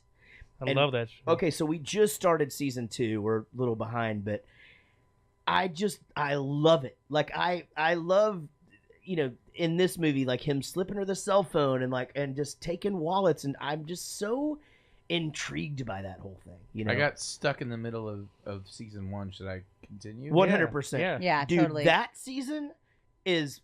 I'm telling you right now, I think we almost got a little bogged down too. Yeah, because it turns around. It's a lot. Okay. It's just there's a lot. It's almost like Game of Thrones. You watch Game of Thrones, right? I stopped when he had to start. Like Game of Thrones. No. I'm gonna say that there. It's I because stopped where he had to start working for the guy. Yeah, the reason it's like Game of Thrones, if I may explain myself, is that there's all these different characters and all these different storylines going on at the same time, and you feel like you can't keep up. But and that's the way Game of Thrones is for me. Like, for example, on Game of Thrones, I still don't know anyone's name. Yeah, no, I don't know one. I know the Khaleesi, and that's not even her fucking name. Right. That's the only character, seriously, that I know. I don't even know the little guy's name. Yes, you do. I don't. Tarleton or something. I really don't. I don't. Tarleton. I don't know what it is. But I really, or like what family anybody is in or where they live. I know this Jon Snow. I know that guy. Yeah. That's about it. So I know a few. But I will say that you should stick with Sneaky Pete. It's great. I'm just intrigued by, because I knew that was coming. I saw it coming where he, that dude just stole somebody's wallet. And then he reaches in his pocket and it's not there or whatever, but it's a business card. What a geniusly written thing. That's kick-ass. And then just the fact that his dad referred him, but he doesn't want him using his name because he doesn't want me using him to get in the business.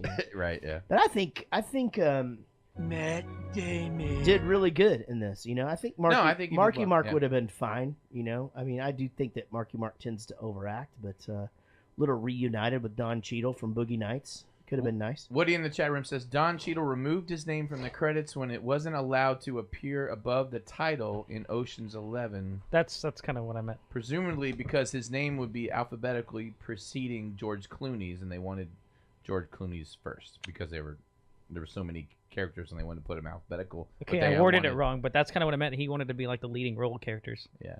He didn't want to be in the leading role. He wanted to be billed the same as the leading role. What you said, Sweet Cheeks, was that he wanted to be in one of those roles. That's not what fucking happened. I'm pretty sure he did, though. It doesn't fucking matter. He had already taken this role. The alphabetical thing, I'm buying. This whole, like, you know what? Like, I didn't get Brad Pitt's role or whatever because I'm, whatever. Like, so fucking just don't even put my name in the thing. That's stupid. That's stupid. He already got paid. Alphabetical? What the fuck? Isn't every movie like you? Not everything's alphabetical. No, but I think because they had so many famous people in there, the only fair thing to do was to put it alphabetical. But they were like, "But we want George Clooney first, and he's C, so Cheadle, we're not putting yours on it at all." And so I think he got mad about that or whatever. So anyway, right, like, because it probably was the first. I mean, how many people can you put on there? You can't put 11. You know. Yeah, I think they only put. You know what 3. he should have done? He should have got like a featuring. That's what I got in Saving the Tin Man. Just got the DVD the other day. You know I'm that- being serious about this. So I'm not listed in the credits. I used to be listed first. I'm not joking. Now it sounds like I'm fucking around. I'm not. I used to be listed first because I'm already famous and shit. Right. Because you're the draw, obviously. At first I was. I think now everything's fine. But the movie did good, and so now they've put What's last. your residuals? I'm nothing, but I'm last. And it's actually illegal or not illegal, but I broke my fucking SAG shit. I shouldn't say that. Don't edit that out. I don't care. But yeah, go ahead and edit that out. All right. If you think about it. All right. But now I'm just like featuring Jaret Reddick at the end, which I'll take that shit. No, that's good. I like that. I like that. Yeah. Yeah, fuck it. It's Like, more prestigious. It's cute. right. I like it. It's not cute. God damn it. Because you're not the main character. No, not at all. Yeah, In so fact, that's how it should be. Right. Like if De Niro has a small part in the movie, it'll be all the main Featuring, characters, yeah. even if they're like new people. But it'll be like, and Robert De Niro. or with Yeah. Robert De Niro. I think that might be what I don't know. I got to look at it again. I'll put that up. I'll put a picture of the DVD cover up there on the Jaret Goes to the Movie page because it is cool. It's So in this movie, it said introducing. Was it you that was brought? Someone brought that up. Introducing Don Cheadle. No, Julia Roberts in the credits. Oh, it was Katie Morgan. She brought that up. It introducing. Well, that doesn't make any Yeah, sense. because she's been in tons of movies before this. Interesting. I wonder if that's some sort of throwback to the original movie, maybe. No, I bet. You know what? I bet it was. I bet it's some weird thing. They were like, well, we can't put you first, even though you're fucking Julia Roberts. Yeah. Because we got to put Clooney and Pitt first. But how about we do the thing where we just make it introducing? Because, you know what I mean? Like, there's probably some set thing, like, you can do introducing, or you can do, no, we'll just put you as the introducing. It's probably some weird SAG rule. Introducing is like Tatum O'Neal and Bad News Bears and shit. Right, You know what exactly. I mean? Like that doesn't make any sense. I understand that, but she was like that, so there's got to be some reason. I guess. I don't know. And obviously there was a lot of kerfuffle about the naming, like where all the names are going to be. That is so stupid. And payment, I'm sure. So yeah. I doubt that. I don't think any of them. I don't. Actors don't know what each other are getting paid, do they? Sometimes it gets out, and they. Yeah, I guess you're right. I mean, we know when that anytime, like when a person becomes a $20 million man or woman, Julia Roberts is one. It's kind of like what happened with the Jurassic World movie, whatever. Chris Pratt got paid more than Dallas paid, whatever name is. Yeah, and he should. I mean, he should. Why? Because he's fucking Chris Pratt. I don't Yeah. give a fuck about Dallas Bryce Howard. Who the fuck is Dallas Bryce Howard? I don't know who that is. Exactly. How much did Jeff Goldblum get? I don't know. Is he in the movie? A little bit, Fuck right? yeah, I think Jaret. I just pulled that out of my ass. How the His fuck? voice is. I haven't seen him Yeah. in the movie. How the though. fuck would I even know that he's in that movie? I don't think he is. He was in the third. Well, he was in the first one. Yeah. You know what else he was Oh, in? he is in it. He is. You know what else he was in? The Big Chill. Was he? The Fly. I'm not even sure I've seen The Big Chill. We should 100% do that movie, and here's why. Interesting topics. Yes, but adult problems from like the 80s. Okay. And it's people who were friends with one another, I guess like back in the 70s in college and shit. Then their adult problems, but it would be a really cool movie to do because just to see if it's sort of streamlined. Like, what are the adult problems now? You know. All right. Because it's a weird group. It's like a college group that, there's inter stuff that happens and all that shit. And, you know how it is. You went to college. Once. Yeah. Secret fucking. All right. Here we go. The Bellagio, the Mirage, and the MGM Grand. Together, they're three of the most profitable casinos in Las Vegas. Let me see. This is the vault at the Bellagio. It's located below the Strip, beneath 200 feet of solid earth. It safeguards every dime that passes through each of the three casinos above it. And we're gonna rob it. Smash and grab job, huh? Slightly more complicated than that. Shut up, dummy. Oh, yeah. Apparently, introducing Julia Roberts is literally just some inside joke between her and the freaking. Oh, really? Yeah. That's the weird. freaking what? The I don't know, producer. Or... No, okay, that's funny. weird. They've though. actually like worked together before. Like I don't know. Everyone said Like it was he played a joke on her by introducing, and she didn't know. Or maybe she was just like, it's like not my first movie. And he was like, oh, wouldn't that be cool if this was? And weird. Maybe we should stop. There's actually more information on this than there is on Don Cheadle's. Cheadle's. fucking- Yeah. Like, Yeah. there's- Well, you know why? Because it's Julia Roberts. Well, and also it's out there. Like we don't know that Don Cheadle is. I mean, you're not going to pick up on that. Yeah. That he's not credited, but you're going to see the introducing Julia Roberts being like, "What? Aren't you Aaron Brockovich? Jesus Christ, you're in Pretty Woman." All right, so this is a lot of work, and Yeah. and they said 2 weeks. They did. There's no way in hell you're gonna build a vault that looks exactly like the Bellagio vault in 2 weeks I with thought 11 people. I thought the same thing, but I also thought that just to getting to know everybody's patterns, like how they do their day and all that shit, I'm like, you need way more. They had to than- put tile floor. You know how long it takes for a crew of guys to put tile down? It takes forever. No, it's like a day. Yeah, not that Yeah, long. forever. You do. It's a day, then you grout it the next day, and it's done. You ground it the next day. They Yeah. have 2 weeks. 2 Yeah, weeks to well, build it's this 2 whole days set. to tile the floor. I just said That's that. just the tile Now floor. hold on, you can't step on it till the next day, so 3 days. Okay, how long does it take the tile to get in? Oh, you have to order the tile. Yeah, well, we got like builder surplus and shit. You can go down there and get something that looks. They have a guy for everything. They have to have a tile guy. comparable. Yeah, there's a tile guy. There's for sure a tile Bring guy. me the matching Bellagio vault tile. Look, and also let's also There remember were no this. Hispanics in this crew at all. Let's also remember this. There's budget isn't a concern. They have the money to do with whatever they want. They do. Yeah, because homeboy Elliot Gould or whatever is fronting bankrolling everything. Right. That's why Carl Reiner is gambling $150,000. He's already up $150,000 when he meets the boss guy or whatever. So I mean, money isn't an object. The other thing, did you hear him clickety clacketing on something when they were playing something on the screen, and then Clooney turns, clickety clickety clacks, right? Screen changes, and he continues to explain stuff. Right. So obviously that's some sort of a computer. that he's- PowerPoint. Right. Well, okay. And this is 2001. He's been Yeah. in jail for how many years? 4. 4 years. Yeah, but he went to minimum security, dude. They have computers there. In 90s in the 90s? Dude, yeah. I mean, I No. went to college in fucking. I will say this: I went to college and I started in 1990. I actually had to learn DOS. Like back then, you had to like learn computer languages and shit. Well, this is my problem with movies is that like for me to be an expert at my field, it takes years and years and years for me to do it over and over and over every single day. And then like George Clooney is now showing 3D schematics of vaults on his computer to people.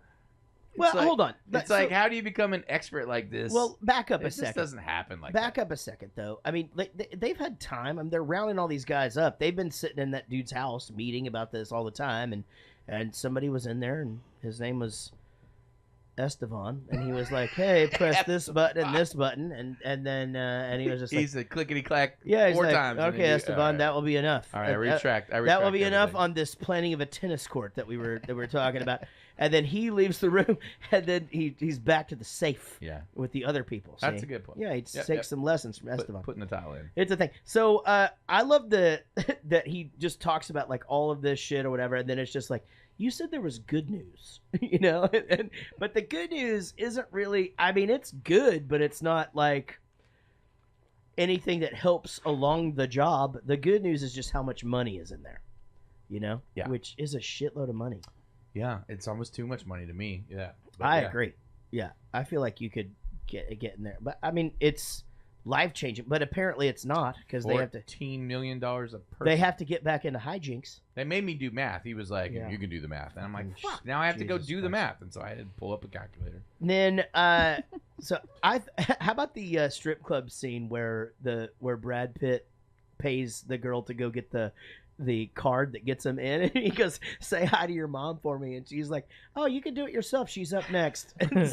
And he Brad Pitt like stops for a second and in his head is like, wait a minute, hold on, what? Like, are you being serious? Like, oh, okay, yeah, never mind. I'll just finish this lollipop. Eating something again. Something again. I thought that the balloon thing was genius. Oh yeah, I really did. Great transition.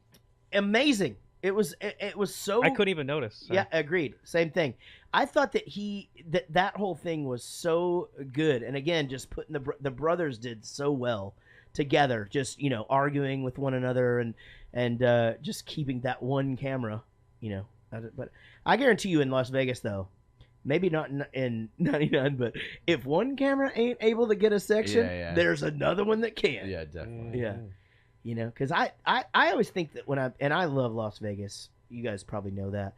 I like to gamble. I love to sit at those tables or whatever. And I just assume everybody's watching me pick my nose. Like, just like zooming in on me. Like, look at the fat guy. Are you just picking your nose at the whole time? Yeah, time? I actually like dig in there with chips. I have a note about this later on, but yeah, I feel like whenever I'm in a Vegas casino, there's someone literally just watching me. And I'm like, I'm very aware of that at all times. Does it make you horny? No, if I'm walking or if I'm just walking by something, I go, oh, this might look like I'm trying to take this thing, and I'm going to move my arm. You know what I mean? It's like I'm very aware of it the whole time I'm in the casino. Why is it you can't take pictures there with your phone? I got in trouble for taking pictures with my phone at the casino. That's obvious. I don't know. Scoping out. It's because they don't want anything out there of the layout or anything. They don't want. You'll notice like casinos don't like go to their website and they show you a photo of the layout of the casino or anything like that. I mean, you can't take pictures in there at all. I thought it was just like at the tables. You cannot take pictures in there at all. No, you can take pictures in casinos, just not at or near the table. Okay, so I was actually at the slot machine and they told me not to. I was taking a picture of the numbers and again. Oh, you can take a picture of the slot machine. They told me not to. Oh, fuck that. No, if you get a royal flush on a video poker, you can 100% take a picture of that. Tell them to go fuck themselves. That's what I do. I'm a nice guy. Tell them Jaret Reddick said it's okay. No, I'm not kidding. I will tell somebody to go fuck themselves. And I fucking get a royal flush and win $1,000 on a quarter machine. I'm taking a picture. It of was that my shit. first time doing it, and I won money, and I took a picture. Like, you have to delete that. Take that. Put your Bullshit. You have to delete no, that. Bullshit. Yeah. It was that one. What's down? Yeah, what casino? Where were you? That's the one. Stagecoach. The closest one. Not. Like WinStar or Choctaw? Where, here? Oh, whoa. You're talking about here. I thought we were talking about Las Vegas. Yes, there's a difference. No, there's a complete difference in all of that. It's not the same rules. Are you in Oklahoma or are you in Nevada? Oklahoma. All the way west. East. Oh, you're in Louisiana? Yes. You're on a boat. Yes. Yeah, they're just being dicks. Yeah. They were just fucking with you. Yeah. Yeah, you can tell. Oklahoma, I believe it. Like I believe that because all they do is the reason why, because in Oklahoma you only have to be 18 to gamble, and so you look young. They were just fucking with you because you look like a kid. Thank you. You're welcome. Hey, I got a question though. How many times did your girlfriend call you Sweet Cheeks last night? And she called me Swiss Miss, and then I ignored it for a bit, and then I was like, oh, what's up? But no, Swiss Miss was a good one. I do like Sweet Cheeks though. We're glad you're here, dude. For reals, man. And I know I talk really fast, but I'm super happy you're here. I want to be honest about something. I could never be a criminal, and guess why? Why? No, you have to guess. Because it means you're not going to be You nice. don't want to go to jail? Nope.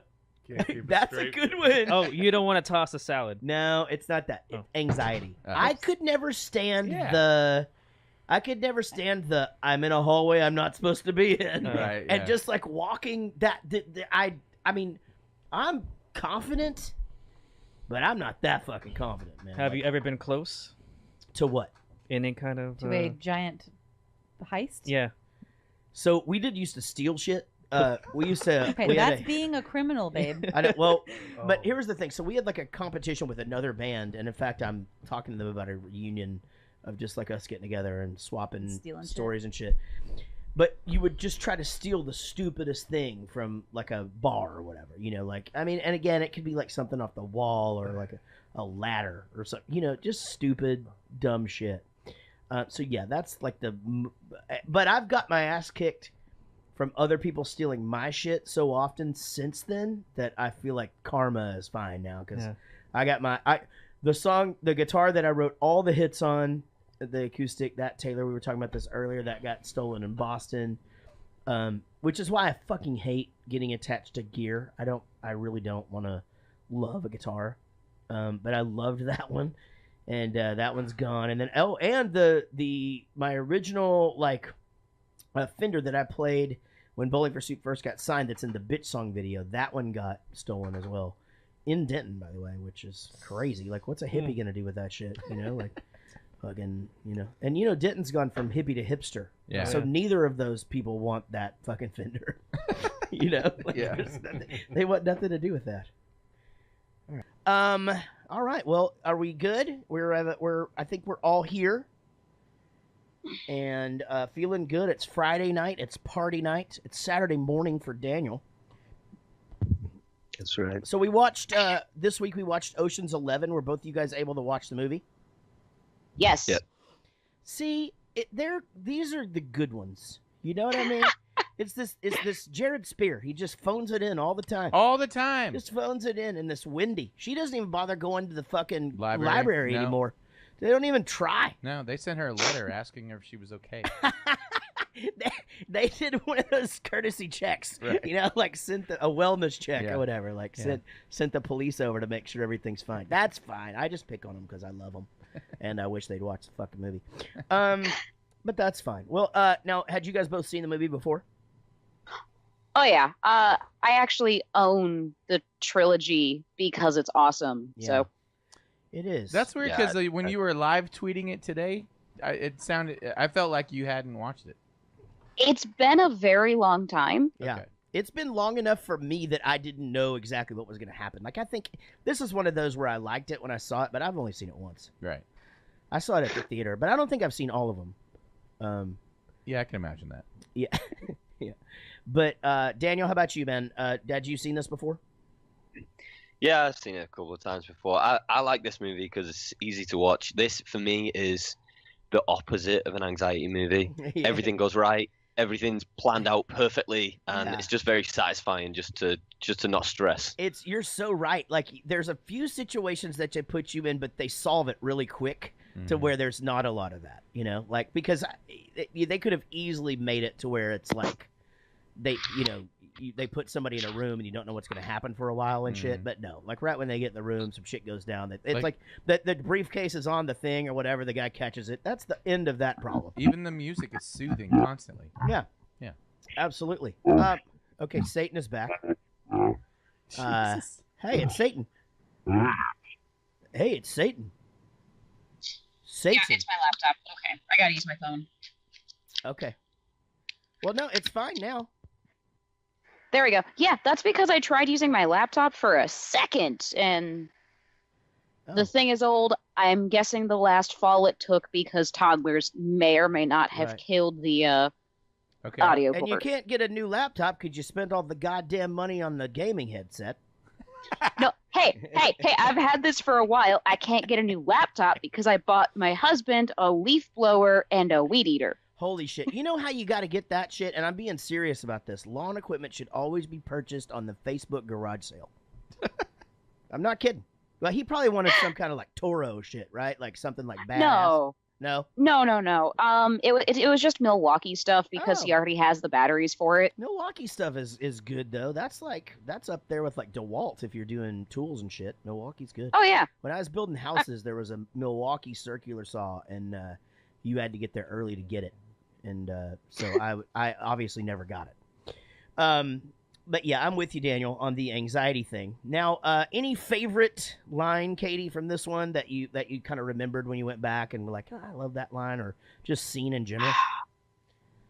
I'm trying to think. Scene in general, and I cannot remember the guy's name, but when the British dude just walks in covered in shit and everyone's acting like it's messed up, and he's just like, no, this is normal. What are you doing? Yeah, I know. Let's be careful with the term British dude there. Jesus Christ. Was that okay? Would you have rather I said black guy? I don't No, think you could say black guy he's covered in not shit British. anymore. Like, I just don't think that you can ever. Even if he was, you can't say it anymore. Let me ask you this, Daniel. Was that a terrible British accent?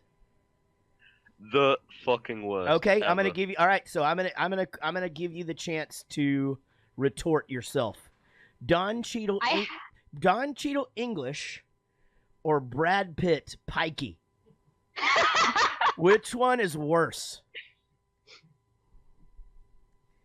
I think I would have to go Don Cheadle British because I'm not a pikey, so I can't. I'm not the right guy So, to comment on I what he did. watched the video. Yeah. Where they actually showed the clips of that movie to real Irish people. Yeah. And they said that he nailed it.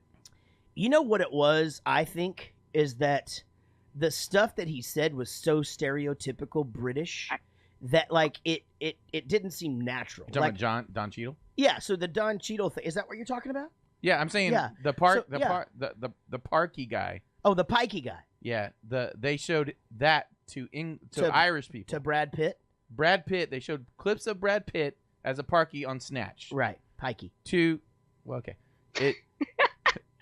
actual Irish people, Yeah. and they said he nails it. Okay. Yeah. Well, yeah, no, okay, so he voted for Don Cheadle. I'm just saying. The thing that made Don Cheadle's bad, though, again, is that, like, crikey, it just seemed like they had literally, like, gone to, like, the book of, like, what's things that people say when they're excited in England. Right. What's really funny about it is the way he mixed really posh English stuff with Cockney rhyming slang. So there's nobody in the country who talks like that. You could be one, you could be the other. Nobody is doing both of those things. Right. That's fucking stupid. It's really complex, man. I mean, but I guess it would be the same, honestly, is if, and this is the way that I explain it to people all the time. It's to them, it sounds like a guy with a Texas accent trying to do a New York accent. Yeah. Or let's say, okay, no. Oh, that's a bad example.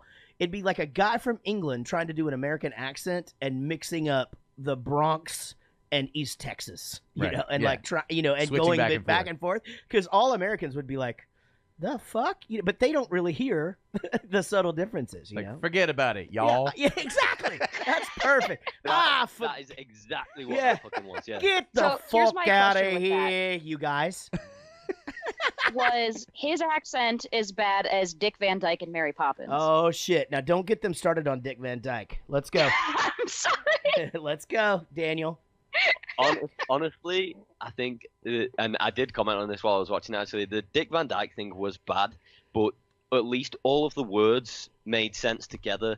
The thing with this Don Cheadle thing is, like I say, he's mixing two dialects from two different classes of people, and so nobody is saying things like "Call blimey, give me the fucking bees." Exactly. Yeah, I thought exactly the same thing. I'm totally with you. And you know what? You guys comment on the Mary Poppins thing all the time, and it's a lot of fun for them because that's every American's English accent is like, "Hello, Mary Poppins." It's like, that's what we all do. Yeah. I'm guilty of that shit. Hello, governor. Hello, governor. Well, cool. Well, guys, I know it's late there, Daniel and Katie. I know you have gaming to get to. Kids She's are probably she's playing the games right now. Yeah, Don't let her fool you. the toddler is likely asleep, and it is time. Yeah, and it is time for you to get down to business. So, guys, let's play a game called 5 Questions. By the way, remind me, Sean, later in the week. Not right now, because I won't remember. We need to get a theme song for 5 Questions. I need to have somebody do that. All right. Maybe we'll get Linus of Hollywood to knock that out before next week or some shit. Don't you think we need a 5 questions? Yeah, we thing? had the one that was like random question time. I but it still wasn't- have that. But it wasn't 5 questions. That was like the thing that I used to do on the old Jaret show that I only did, Right. that I only did like 10 episodes, and it was still bigger than our show now. It is not. It All was right. for a while, but it's not now. All right, guys, let's discuss the movie Ocean's 11 in a game that we like to call 5 Questions, where we ask you 6 questions. The high score, again, used to be 7, but it's now 6 again because Will quit the show. All right, guys, here we go. In the movie Ocean's... Oh, wait, who's writing down? You guys both writing down? Yeah, I'll do my best to show it to you because I'm using a phone and not my laptop, though. You don't have to write down. It's just you'll have to give your answer first. So would you rather do that? I'll just write it. Okay, she's going to write it down. That way I can alternate. By the way, if you're listening to the show for the first time, we like to alternate between questions unless Wendy is on the show, then because she will cheat, especially if she is drunk in Las Vegas with her friends. That's right. All right, let's get to question number. I may get a fuck you, Jaret, on that, or shut up, Jaret. What does she say to you all the time? Shut up, Rich. Fuck you, Rich. Fuck No, you. fuck you, Rich. Does she say fuck Yeah, you, yeah. Rich? Oh, yeah. That's a Tim Oh, Tool yeah. thing from way back. Yeah. You know, he used to say that all the time. Oh shit, dude, my this thing isn't working. It's not now. That's fine. We'll fix it in a little bit. All right, guys, let's get to question number 1 about Ocean's 11. In every scene in the movie Ocean's 11, Brad Pitt is doing what? In pretty much every single scene in Ocean's 11, what is Brad Pitt doing?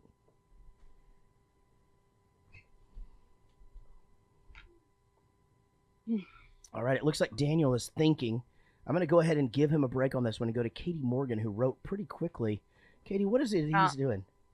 Stuffing his face, she says, as Katie does, a creative way to say eating. All right, let's go to Daniel Cotton. Daniel, what was your answer? I'm going to say wearing sunglasses. I feel like there were a lot of sunglasses indoors. Well, let me think about it. No, I can't give you that because Not he was every not. time. No, not every time. But yes, you're right. He either was eating something or having something to drink in every fucking scene that he's in, Yeah. and he always did some sort of like pantomime-ish sort of like wipe his mouth to make it like known or whatever, Right, or yeah. he would like hiccup or something. You know, it was an interesting, I thought, Yeah. way to do that character. All right, so it is now 1 for Katie. And 0 for Daniel. We actually have a scoreboard now, but you guys can't see it yet. But Oh, yeah. man. Oh yeah, check this out. Look. Why are you shaking? I'm not Down. shaking. You are shaking. Oh no, it's down here. Yeah, there you go. Oh yeah, I'm not shaking. You were shaking. No, I'm not shaking. This. Oh no, this is my shooting hand. Oh, okay. All right. Now, when you hold I'm the still phone scared out to like do that movie. What? Dude, I say we just. It's on the schedule, but I keep taking it off and pushing it back. It's just you just got to be careful in the clips. Yeah. You know, Well, like Oh, why can't I remember what it is? But it's the one with the guy from Willy Wonka and the other guy whose name I can't remember. I'm gonna let you sit with Oh, that one. okay. I'm gonna let you sit with that one for a minute. Fuck me. All right, it is now 1-0. Katie with a huge lead over Daniel Cotton as we get into question number 2 about the movie Ocean's 11. In the movie Ocean's 11, each time George Clooney gets out of prison, he is wearing what? What is he wearing each time he gets out of prison? Starting to become a habit with the guy. Apparently he has good friends in prison because he comes out looking just as good as he went in. You know? He's a good-looking dude, that George Clooney. But that's how everybody goes in and out. What? They put your clothes in a bag and you literally get the same clothes when you leave. No. I'm just saying that Oh. it didn't look like it. Like, you know, he didn't lose any weight. You know, he's Oh, fucking. He still had. You're like saying he still fits in his clothes Yeah, and so- fuck that guy. Yeah, exactly. Yeah, 100%. Like most people come out like fucking looking like they either did meth or they ate a meth head. Right. You know, Yeah. one or the other. All right, Daniel Cotton, what you got for me? He went with tuxedo. All right, let's go to Katie Morgan. She went with a suit. I cannot give you that. I'm gonna have because it is a specific kind of suit. You were I'll give you a tux. Okay. It is a tuxedo. I was going for tuxedo. All right. And can I say it's Blazing Saddles? It took me a second. So I do have to get Daniel that point, and you're Okay. correct on the movie. Good job. We weren't clapping before. I know, but are you wanting to give her suit? I can't do it. No. Because the You first were looking one- for tuxedo. The first Just one stick had to your ruffles guns. and I'll You don't take have to be it. nice You to know. everybody. All right. Again, I love the goddamn ducks. What can I do? I took the dolly rots to see the fucking geese like 5 Do times. you like so I that hated clip that I put Oh, for it's that? so good. So good. All right. Well, now everybody's commenting on it. Like, Right, why yeah. can't he like the ducks? All right. Question number 3, guys. We got a tie game going into question number 3. In the movie Ocean's 11, name another actor by name that is not Julia Roberts, Matt Damon, Brad Pitt, or George Clooney or Don Cheadle? Name another actor by name. Cannot be Don Cheadle. Cannot be Julia Roberts, Brad Pitt, George Clooney, or Julia Roberts. Department of Redundancy Department. Right. All right, let's go to Katie Morgan first. I believe you probably have an answer for us. She went with Scott Conn. I'm going to have to actually give her that because I have no idea who the fuck that is. Maybe he was in the movie. Daniel? It's one of the Mormon twins. He was. Gotcha. He was, yeah. Bernie Mac. Very good. Both of you got that right. And now it is a tie at 2-2 going into question number. We need to, is there a way I can know what question I'm on now? Or no, they both 4. missed one? Or 4. We're on 4. Yeah. Dude, that's amazing. That's going to speed the fucking show up immensely. All right. Question number 4 here on 5 questions. Jaret goes to the movies. Katie Morgan, Daniel Cotton, and going into question 4 about Ocean's 11. In the movie Ocean's 11, how many oceans do we see? How many oceans do we see in the movie Ocean's 11? Good question. Thank you. Just thought of it. Because that's how this game works. Right. All right, Daniel Cotton, I believe it is your turn to answer first. Let's see what you got. Say 0. He went with 0. Katie Morgan, what is your answer? I don't know how you can see that, but again, I wrote down 2, and it says Danny and Tess. Oh. Son of a bitch. I'm giving you both the question. You're both correct. That is right. I was actually going for Bodies of Water, but as she always does, she's outsmarted me again, ladies and gentlemen. Katie Morgan with the goddamn one of those whatever happens in tennis where you have to dive and get it or whatever, dive shot or some shit. Okay, Swan. a swan. Fuck it, it's a swan. I love these. We got a swan down there now too. I'm not joking. There's these geese and ducks, and now there's a couple of swans. It's so exciting each day when I go by there and take a look. All right, guys, question number 5. This will be my last question for you guys. It is a tie game. Holy shit, is this exciting. Question number 5 will, of course, be about the movie Ocean's 11. In the movie Ocean's 11, can you name one of the fighters in the boxing match? No. I'm going to say that she does not know that one. I didn't know they also were actual cannot. fighters. I'll give you a hint. One of them was English. Neither of them know. Does anybody Is it in this Don Cheadle? anybody in this room know? I know. Who is it? Lennox Lewis. Lennox Lewis is correct. British guy.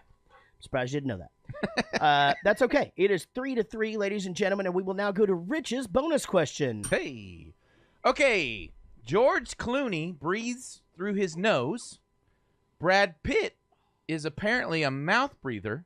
But which actor in this movie breathes from their gills? Oh, I know.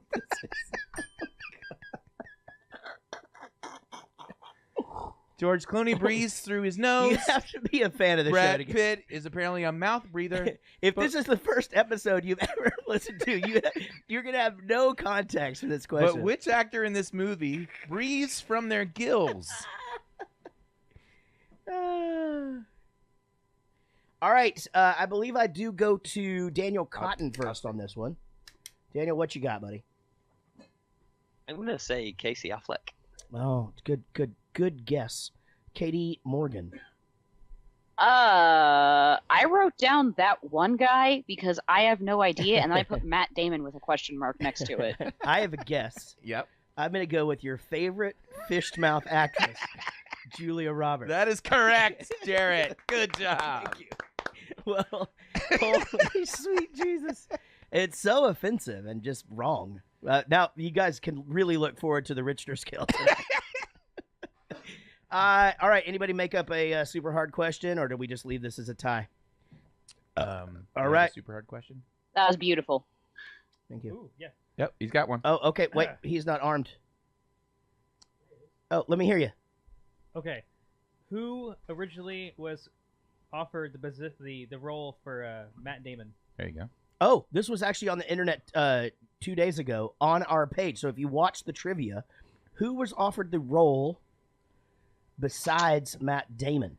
Was it? Do I have to write it down? Oh, I'll give you three options. You do have to write it down. No options. This is super multiple. hard. This is supposed to be super hard. Oh, okay. We should have traded. You should have asked the boxing question. That was a fucking hard question. I don't know. This fucking Gills question was pretty hard too. All right. Let's just both show me your answers at the same time so that there's no cheating. Let's see what you got.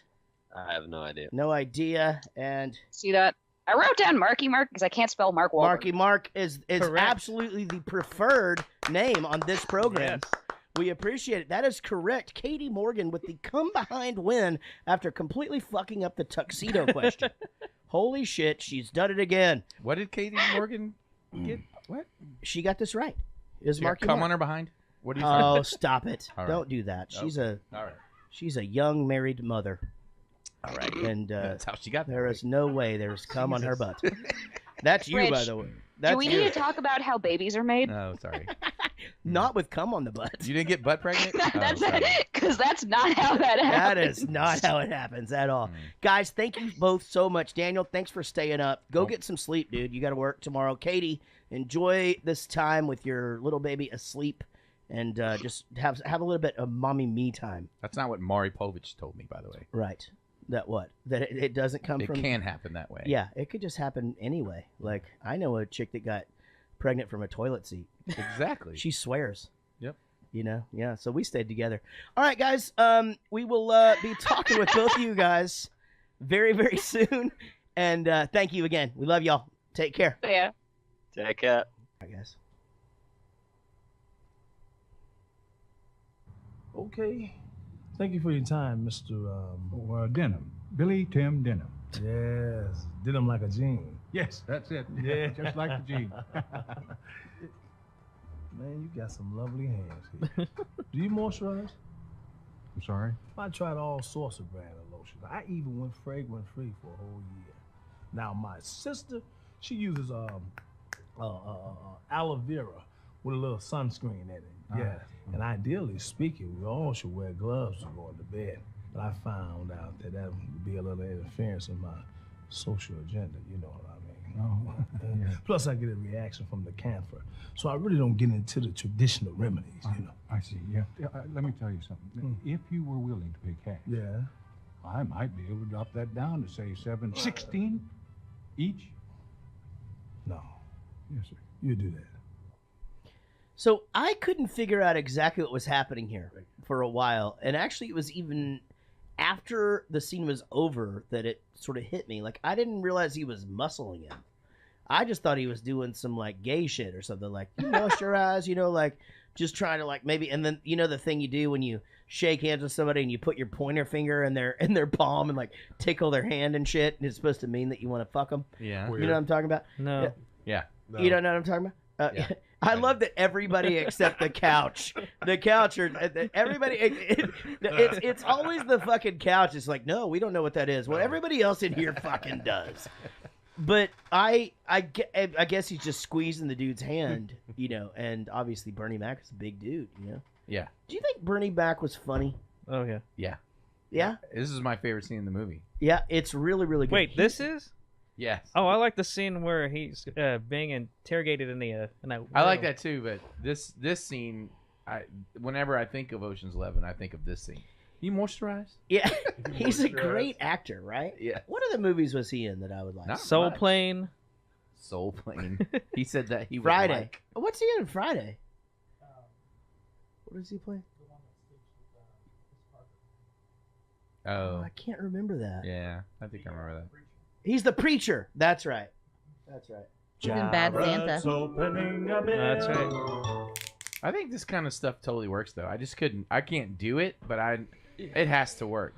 When you just makes the salesman so uncomfortable, he just wants to get rid of you. You know what I mean? Yeah. You have any crazy car buying stories? The only one that I have is when we were buying our very first van.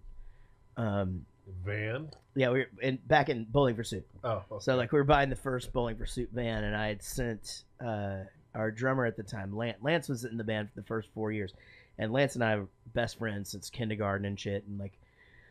So he was out looking for the first van or whatever, and I don't know if you guys think it's funny, but I think it's funny. And so he is looking at the van, and the salesman just walked up to him and just goes, "Vacation time?" And I thought it was the fucking funniest thing that's ever happened.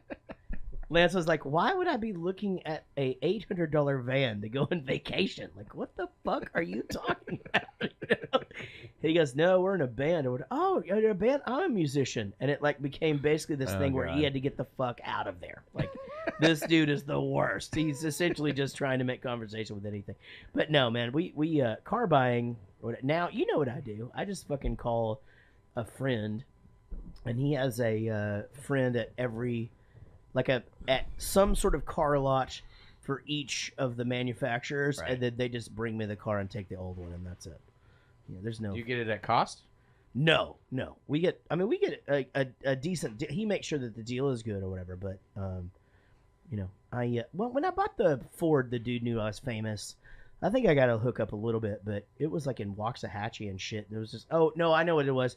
They gave me free maintenance, but I'm not driving to Waxahachie. Yeah, I'm not doing that. Yeah, that's not happening. Yeah. So I'm not doing that. But no, you car buying? By the way, my dad used to sell cars. Yeah, I know that. Okay, go ahead. No, I just just the whole thing of you stay there until you get a better deal. It's my least favorite thing in the world. I can imagine. I can totally imagine you hating that. Oh my god. Yeah. It's the fucking worst thing ever. It's not a fun experience, but if you want a good deal, you have to just camp out there. Yeah. And like make sure that he's not getting home before 1 a.m. Well, and the big trick they do, especially if you have a trade, that first thing they do is take that car and you never see it again. Right. Like, yeah. It's a pain in the ass to get that thing back. Right. Yeah. You're like, even if you're just like, hey, I just want to see how much this is worth or whatever, fucking worst thing you could ever do. Like, you can see how much it's worth, but I'm not giving you the keys. Yep. Well, we got to take it back to the thing. You definitely should shop around to get the best price on your trade-in first before you do anything about another car. But car buying's changed. I mean, like, Gary buys all his cars at, like, CarMax. Yeah. And you just walk up and just buy the car. I can't do that. Yeah? Well, that's where you go to. You get a price there for your car, your trade-in car. Yeah. You get a price there for it. They give you a CarMax paper for it. It's good for like 2 weeks or whatever. Okay. Then you go around shopping for new cars, and then you see what they're gonna give you, and you go, and they're always not gonna give you shit for your trade-in. Right. And so then you go, what kind of bullshit is this? I can get this at CarMax, and you're not gonna. And then they're like, and then they're on the defensive. Right. Now he knows I'm full of shit. Now I gotta be. I just hate the whole like. It's a pain. I gotta go talk to my manager. Then the manager has to go talk to this guy. Yeah, then they send another guy. No, in. he goes in there and they just bullshit for a minute. Exactly. He comes back, he's not really. Don't you just talking to hate salespeople in general? Yeah, so the worst. I try not to because I realize that it's. You are a salesperson. What? You can't hate a salesperson. What did you just say to me? You are a salesperson. Hey, I didn't just say that I hate salespeople. I try not to hate salespeople. I understand that it's a job. Right. But I really don't need to go. I don't. God damn it. If you're long-winded with me at the cash register or whatever, and like I could save you this much, and this and this, but like you. Oh my God, Chuck E. Cheese. Oh, don't say that. What? It was positive experience. But there was a new manager at Chuck E. Cheese the other day, and he just had me up at the guy. By the way, and he talked to me too long. But this Chuck E. Cheese now, they have this thing where you don't buy tokens, Or you don't you have buy to. time. So you can just Oh, go play yeah. all the games you want for like an hour. Main events like or that whatever. now. Yeah, main Everybody's events. switching to this. Yeah, thing. Yeah, yeah. it's great. Well, I do like not. that. I do not endorse main event. This Chuck E. Cheese is the shit. Well, I go didn't there. mean that. I was just using it as a reference. Is that really what they're doing? They're buying you buy time now? Yeah, it's awesome. time. And you know It what? is Especially because awesome. the little I'm kids. gonna make it more awesome. Guess what? When your pizza comes, you can pause your card 2 times during your visit. So let's say you got to take a dump. I'm gonna be in there, 15 minutes. Wow. I'm gonna pause that thing. Yep. Going right in there. Dude. Then I come back out. I play a game. Activates again. My food comes. Whatever. That Pause That's the a car. game changer. That Wow. is a game changer. Yeah. That guess what it makes is? me want to go. I want to go. Let's go. Let's get in there. It's fun. We found a game we really like. We really did, actually. Yeah, at Chuck E. Cheese, there's this new game where you get all these ping pong balls. It sounds insane, but there's like 100 Do they squares. shoot out of vaginas? What? Wow. At Chuck E. Cheese? That is the wrong trip, sir. Took a turn. Anyway, go to Chuck E. Cheese. Why were you at Chuck E. Cheese forever? I have a 5-year-old. Okay. Oh, okay. Thank you for your time, Mr. Sorry, guys. Billy, I got messed up there. Little Sorry. sidetracked. My problem. Here we go. Oh, I did want to mention that when Saul is getting fitted for the silk suits. Yeah. And he comes up and he goes, "Are you sure you're ready for this?" And Saul just like the oldest guy there that just literally could die in the next minute. Did you think about that too? Like I kept thinking, like, is he gonna die? Is he dead? I did think He's about dead, that. right? He's not dead yet? No. I he's thought still alive. He's I feeling said quite better? I go. He goes up to him and he goes, "Are you sure you're up to this?" And he goes, "If you ever ask me that again, you won't wake up the next morning." I was like, "Now you know not to freaking F with Saul. Do not mess with that dude."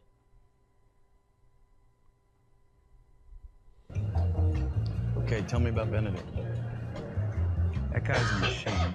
Good afternoon, Mr. Benedict. He arrives at the Bellagio every day at 2 p.m. Same car, same driver. All right, Tommy, how's the baby? Very well, thank you. Remembers every valet's name on the way in. Not bad for a guy worth $750 million. Offices are upstairs. He works hard, hits the lobby floor at 7 on the nose. Good evening, sir. How are you, Frank? How's the family? Spends 3 minutes on the floor with his casino manager. What do they talk about? All business. Benedict likes to know what's going on in his casinos, likes to be in control. There's rarely an incident he doesn't know about or handle personally. Oh, Benny LA, ¿cómo está? Benedict. He spends a few minutes glad-handing the high rollers.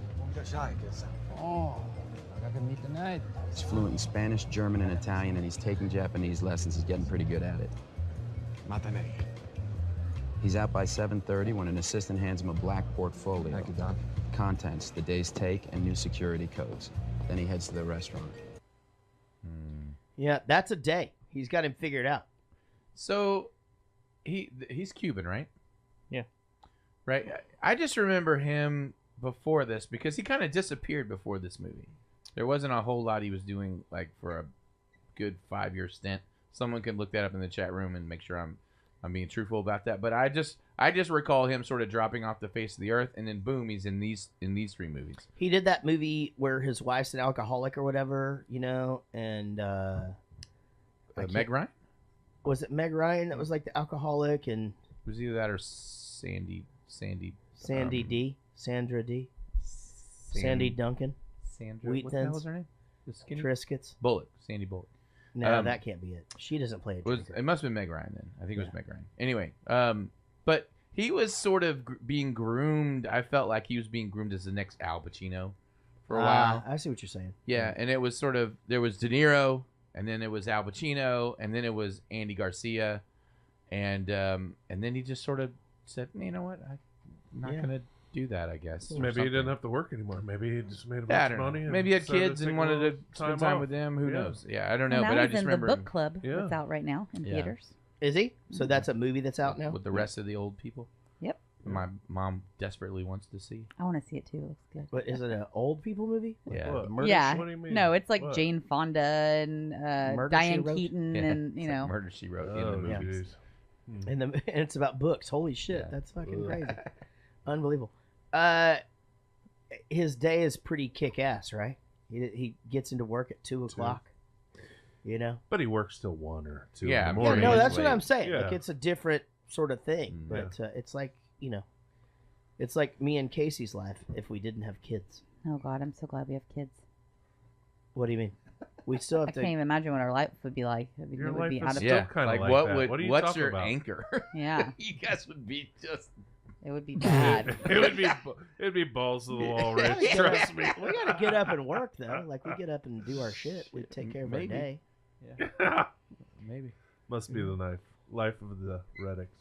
Oh yeah, you don't Yeah. think I work a lot? I just wish I had the life of a Reddick. Do you? Yeah. Like, how many hours a day do you think I work? Be honest. Each day. How many? day? Yeah. 6. Casey. All the time. Yeah. You don't understand. I own. Well, wait a minute. I don't But stop it could working. jump off. Well, but that's what I mean. Because we talked about it a little bit. Yeah. You, 1 minute you're working, and the next minute you're doing something with the family, and the Yeah, next minute exactly. you work. So Yeah. you're always back and forth. Always I back would- and forth. Yeah. So it's just like a All right. collage. You're of not shortchanging me as time. someone who works hard, though. So then 6 hours. You work on your time. I work hard. Very hard. Yeah, thank you, buddy. Hour on, hour off. Hour What do on, you hour off. say? Yeah, well, I do have children. Yeah. Dude, my We all do. commute in the morning is 2 hours. Oh, that would be hell. And then Casey's been doing the afternoon commute, which is 3. Oh, shit. Yeah. Fucking nuts, you know? When does she drive? Who? The other You one? meant me. I'm like, every day at 2 o'clock. What, the When does ex-wife? Yeah, 6 when months. does the other No, side drive? Emma. No, he's saying ex-wife. She has them every other week. So every other week, our commute is that. And then the next week, we don't have that. And then the next week, we do. But The ex never commutes. Yeah, we only drive them to school whenever they're at our house. yeah, well, that's true. Yeah, they go to school there. They're out now, right? They have 3 more days. 3 more days. So basically, you're saying that 5 hours a day you don't work because you're just driving around. Yeah, but I'm Two still. for him. I I'm, do 3. I'm still. I'm on giving you I'm, credit. I'm no, still then on he my- does. He does like no. That's whenever he does And then he like sleeps calls. 12. And, Yeah, exactly. So if thank you, baby. When I'm in the car, I'm on the I'm phone. just giving you shit. Yeah, I know you are. I know. You guys just give me shit because I don't have a fucking I don't have to report to anybody. But That's right. there's a lot of shit going on. Yeah. You got to go to the shows and be like, holy shit! Like, how do these T-shirts even happen? You know what the fuck? Like, there's a bus out there. Yeah, but You know? I did have to drop kids off and pick them up and work 8 hours. Yeah. I got 4 cats. There you go. Pussies. Yeah. Are you Alright. serious? He actually even said 4? that he doesn't like dogs. He likes pussy, but it's, I felt like it sounded better when you said it, John. Yeah. Oh, thanks. Thank you. Somewhere manly. What do you say? Yeah. All right. So Tess comes into the picture now. Yeah. When you saw her coming down the stairs, were you so stoked? No. I can't believe you don't think she's pretty. she's beautiful. I'm gonna you're explain wrong. it. I get it. I All figured right. it out. I figured it out why I don't think she's pretty, and I'll explain it in the next clip. So Brad Pitt sees that Tess is involved in this. Julia Roberts is there, and basically he's starting to figure it out. Yeah. He's like, "Tell me it's not about this." Right. And then we notice. There's a Oh clip. no! Shit! There's a clip. Yeah. Here we go. Sorry, buddy. Tell me this is not about her, or I am walking. I am walking off this job right now. Tess, Terry Benedict. Tell me this is not about screwing the guy who's screwing your wife. Ex-wife. Tell me. It's not about that. It's not entirely about that. Russ, do you remember when we first got into this business? We said we were going to play the game like we had nothing to lose. Well, I lost something. I lost someone. That's why I'm here.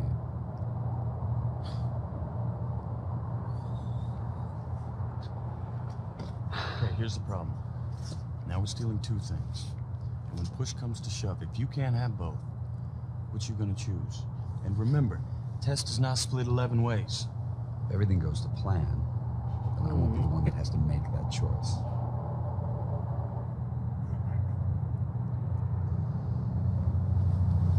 How'd she look? She look good. Great scene together. So great. Fuck. Their chemistry it really is It's amazing. insane. It's insane. It's absolutely amazing. It's weird seeing Vegas like 1 street away from the strip from behind. Like, That's you know not, what I mean? That's Why? not real. Why? What's not real? That location is not real. That Vegas is getting piped into that shit in the background. Oh, I understand that. But I'm just Oh. saying that is a thing, though. There are like shitty little places like that just literally a street away. You're saying that like some areas you live in Utah and you see the mountains over there. Here you're seeing Vegas. No, I just mean like 1 street away, there's just a warehouse because they have to have right 1,000 pallets of ice sitting there waiting for to go right into the casino Right. 1 block away. Yeah. But when you look at it from the sort of the outside of the strip into the strip, it's weird. Like when you're driving down that one road that's down the strip, but it's not. It's on the other side of the strip. Yeah. Like there's the highway right there. Yeah. And you're on like the access road. Yeah. And it's just industrial looking. It's like Yeah. terribly shitty.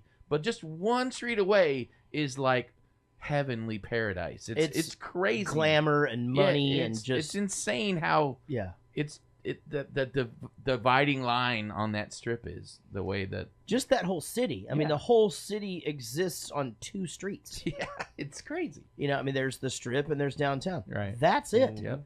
You know, I mean, it really is. I mean, that's a good point. You know, you there's no desire for anyone anywhere to go anywhere else. Right. No. Yeah. If you're there, No. that's where you go. That was for Nice. you, Rich. Thank you. Let's check in with Casey.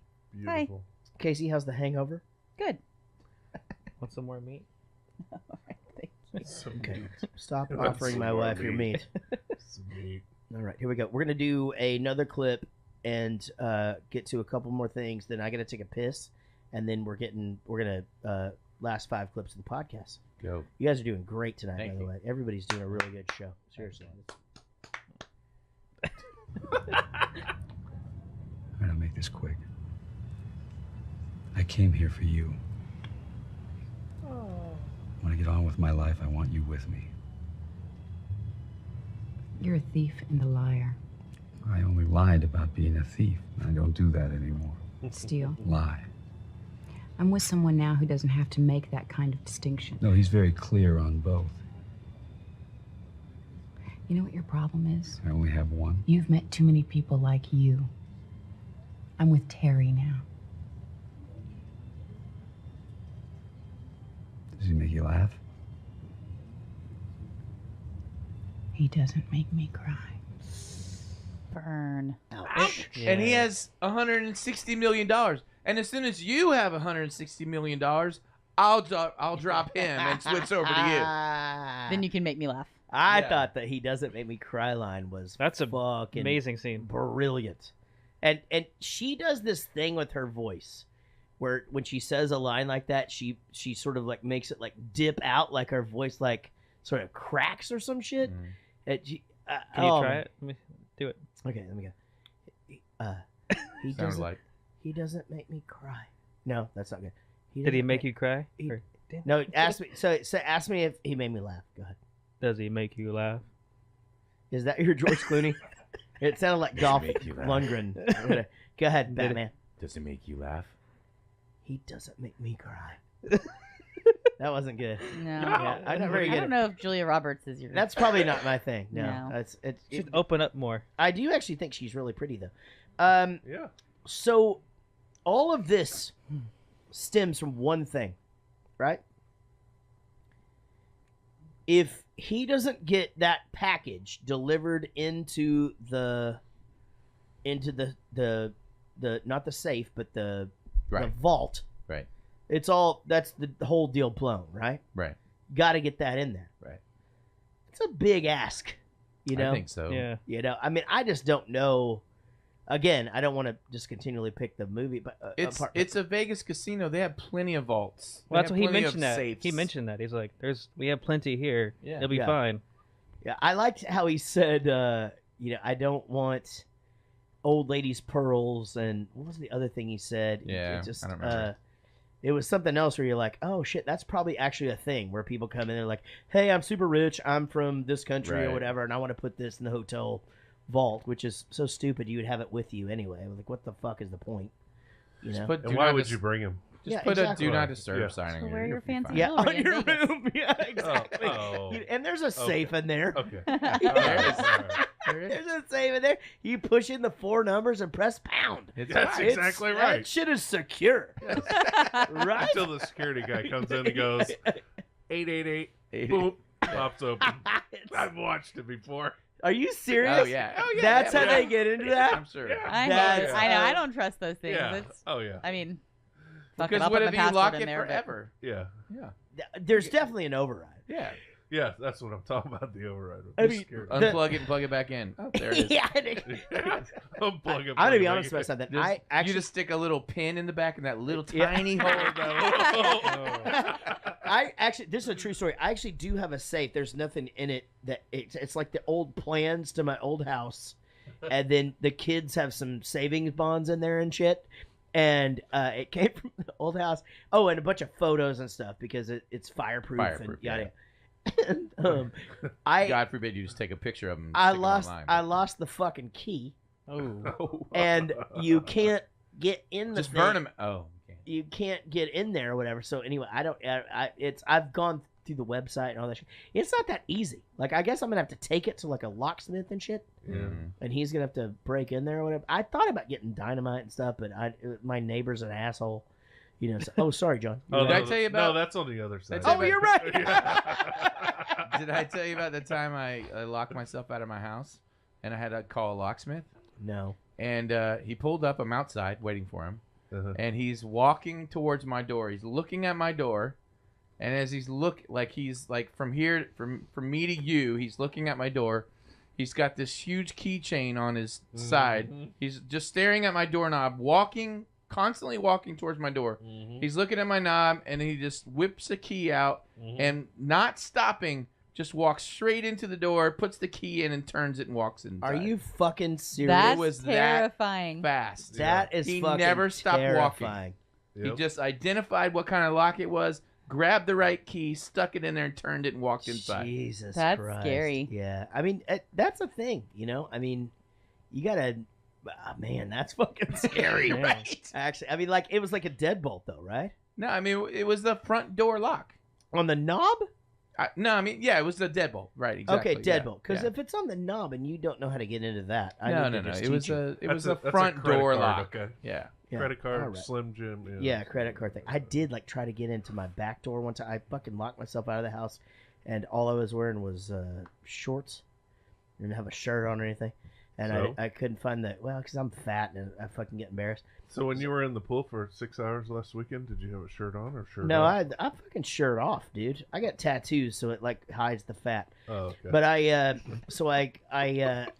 got a Kohl's card and the thing, and I destroyed that thing trying to get into my back door. And I have broken into a shitload of, and again, not like illegally, but like I needed to get into places or whatever, and I destroyed my Kohl's card, so I canceled it, which is good, you know, because we don't need a bunch of that shit. You know? No. You really only need it that one day when you get the 25% off. Yeah, when I was 18, I didn't know that like affects your credit when you get like declined for a card. So I'd like go to Kohl's all the time and it'd be like 30% off if you do. I'm like, sure. I'm like, I make $4 a year. Decline, give me my discount, and I'd leave. I did it like every 6 months. Now, so I thought the exchange between the casino Terry apparently is his name, which is the worst name for a casino owner of all time. Like, his name should have been like Benedict's a great name, but Terry was a little Benedict. Yeah, Pretty also- boring. Agreed. Terry's boring. That exchange was fucking great. Where he's just like, you know, I see everything that goes on. You're not gonna steal anything from here. And he goes, well, I'm sorry about those towels. You can keep the towels. Keep the fucking towels. But I thought the best part of that scene was that they called each other by their first name when he exited. He goes, all right, Terry, see you later, Danny. Whatever. Like, That was so ad-libbed. much disrespect. That was ad-libbed on Andy's So much part. testosterone in that little clip. Yeah. Like Fucking- he wasn't supposed to say Danny when he was walking away. Really? He was the Clooney was just supposed to Terry, and he was supposed to walk away, and then Andy Garcia was like Danny. It worked. It's so impactful. Such a disrespect. Like, fuck you, kind of thing. Like, see you later. All right. Don Cheadle walks in the room. He's shit covered. Right? Anybody understand a fucking word he says this whole scene? I had no idea what the fuck was going on. Then he's like, use a pinch. And even as he's explaining what the hell he's talking about, no idea. I honestly, like, I stopped watching. Did you have the subtitles on? Yeah. Still didn't understand. What the fuck? I'm not sure the subtitles understood. If he was just okay, like you said, I don't think he even needed an accent. I think that was dumb. Or they could have just had somebody that had the accent play the part. Right. But like, if you're gonna just go like British, like you think they just go for like an easier accent? Like that's not one that you go get somebody to learn. Yeah. He had the same accent in Hotel Rwanda, right? Possibly. And he wasn't Isn't in Hotel Snatch, was he? Rwanda in? Yeah. He wasn't in Snatch, right? It was No. Okay, yeah. No. Hotel Rwanda is in Africa, though, right? Yeah, but he had like it sounded He had pretty like a, similar. Oh, South South African African accent. accent. Okay, that's not English, but but yeah, you're right. It's a similar sort of thing. You didn't go there a couple of months ago? I did go there a couple of months ago. It was lovely, and I had a great time. No, the hotel. I didn't go to Hotel Rwanda. No, I didn't. I'm not sure that's there anymore. I've never seen the movie, but I assume that whatever if they made a movie about it, it's got to be bad, because I've seen Hotel Hell, and Hotel Transylvania. Hotel Transylvania. Nothing good happens. No, fucking doesn't. No. Matt Damon fucks up, gets out of the van, goes inside, comes down or whatever. Like it's funny, like him walking across that roof and the security guards just slowly chasing him like they're walking on glass or whatever. Yeah. And then the poor little Chinese guy breaks his hand. I feel like God that damn it. scene was just to build that up for him to break his hand. Yeah, it was. I feel like that's all because it really didn't do much. It really didn't. Just think, if he didn't break his hand, then he wouldn't have got everything caught in would the have went thing. smooth. Yeah, you're right. There wouldn't be any None. sort of stuff. 1, 2, 3, 4, 5, 6, 7, 8, or 9, 10, or 11. It's the Richter scale again. Julia Roberts. All right, any guesses on my score? And I actually, before you guys guess, I was gonna pan the shit out of her and go 1, 1, 1, 1, but I didn't do it. I actually took this very seriously. Wait, hold on. Okay, before you ask us for guesses, haven't you done this before? No, I did Bridget on Pretty Woman. Bridget? Yeah. Yeah, he did her hooker friend. No, I did. No, I didn't. I did the classy lady from not Lost in Space, but Father Knows Best. She was the one that helped her with the clothes at the very beginning. That was the lady from Father Knows the hooker Best. friend. Yeah. Holy shit! I don't remember that at all. Yeah, I did Bridget. I was like, obviously, I'm going to do the only hot girl in this movie, and then I did Bridget. That's really that was a great idea you had that one time. Thanks. Holy shit! Go Hold check on. out Pretty Woman. Let me see this. I think I know your score. Opening a beer. 4.5. Okay, 4.5. Anyone else? There is no possible way, if you took this completely seriously. I took it very seriously. There's no possible way that is that low of a score. So remind us again what the. I didn't say it was 4.5. He said it was. I know. How but are we hold on. rating her? Okay, yeah. So for those of us, and let's do a little history. Okay. Because we haven't explained this in a while. Yeah. The Richter scale is borrowed from the sign on Caddyshack, in the locker room. They had a 12-point scale for girls. 12-point scale. I thought that was very sexist and demeaning. Right. So I came up with an 11-point 11-point scale, which is what? What are the categories? Hair, eyes, nose, mouth, face, arms, boobs, waist, ass, legs, overall, and then gives you a total. What's the 12th average. one that was? Do you remember? They did like feet and armpits. Remember, it was. Why weird would you do feet? That's an important one, No. dude. Girl has jacked feet. Well, Jaret checks out. You can't. A lot of the people don't show their feet in the movies, so it's hard to see that. I understand, but you can find pictures of them. I've done it. All right, so this is where Rich gives his the Richter scale to Julia Roberts. This is a big one. One of the most famous actresses in the entire world. Anybody now, Casey, you're pretty good at guessing. No, I used to be. I'm not good at it anymore. Do you want to take a guess at what it's going to be? I think it's like 7'2". 7'2". Okay. Sean? 6'9". It's my height. All right. Let's go with I think it's 5'9". You're right. I added a foot. I added a foot. Everybody knows guys always add a foot. Literally. And it's 18 inches long. by the way. Nice. That's a funny joke that I just told about my dick. Right. All right. If my sister's listening, I am super sorry about that last joke. All right. John, you want to take a guess? You don't know what this thing is like, but it gets low real quick. I will tell you that, but he will surprise you. Yeah, sometimes. 0 to 11. So I'm picking his number, right? You're picking what he thinks. Yeah, what I he give her a thinks. fucking 15. Wait, he already said he doesn't really like it. Yeah, he doesn't like it. That's why I God. But he said said he took it 4.5. seriously But this I time. took it very so. seriously. 5'8". Okay. 5'8". All right. What'd you say? I don't like to guess. Okay, I'm going to guess, though. I'm going to say 7.8. 0.8. Okay. I Ready? changed mine to 8. Change yours. I'm going to go to 8.1. I'm gonna go 4. Wait a minute, I'm gonna change mine too. I'm All I'm going 7.9. I've watched Price is Right. Motherfucker. Yeah, exactly. Your turn was over. All right, and Sean yours was 6.9, and yours was 4.5. 4.5. Okay. 5.8. Julia Roberts, hair 10. She has great hair. You have to give it to her. She does. I'm already on. Eyes 9. She's got really pretty eyes. They're brown though, so she can't get the extra 2 points to get to the 11. What has to be? They have to be blue. They have to be blue or green. Okay. Yeah. Or some kind of like crazy hazel. Like exotic. you can't just have shit brown eyes. I have shit brown eyes. I would not shit give brown myself. eyes. You just can't. I'm sorry. Nose 5. Her nose is fucking hideous. Terrible. Jesus Christ. Mouth. Her lips are okay, but her teeth are just jacked. And okay, 6 for a mouth. Jack, they're like the straightest teeth in the history of the world. No, because I looked and they got gaps in them. And There's no everything. gaps. It just didn't work for me. All right, go ahead. All right, so for the face, and this is what I wanted to talk about. So for the face, I gave her a 6, even though she's got hair 10, eyes 9, and all that. Here, I figured out what's wrong and why she has. It feels like she has a fish mouth to me, and it's her face is so skinny that and her features are so huge. Her eyes are huge. Her nose is huge, and her mouth is giant. It's like Joker mouth. But her face is so skinny though that it just makes it look super weird to me.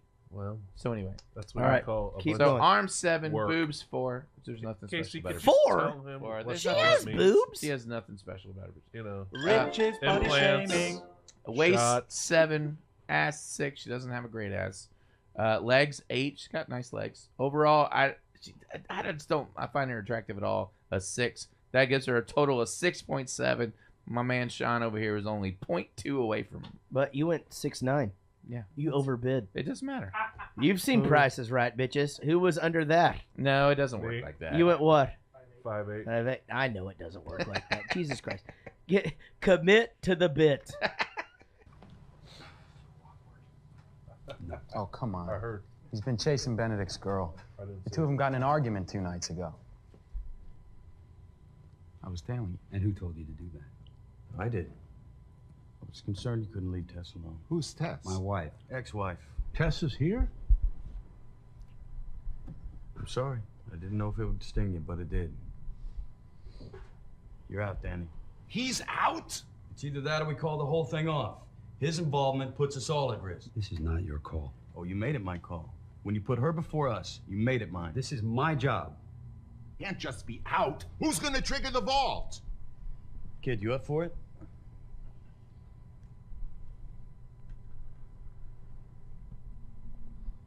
You can do it. Done. Locate the others, let them know the change in plan. Curtain goes up at 7. Tess is with Benedict now?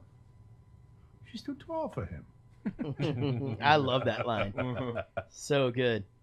Did anybody get confused about this though? No. This whole storyline? No. Yeah, a little bit. Is this planned or is this not planned?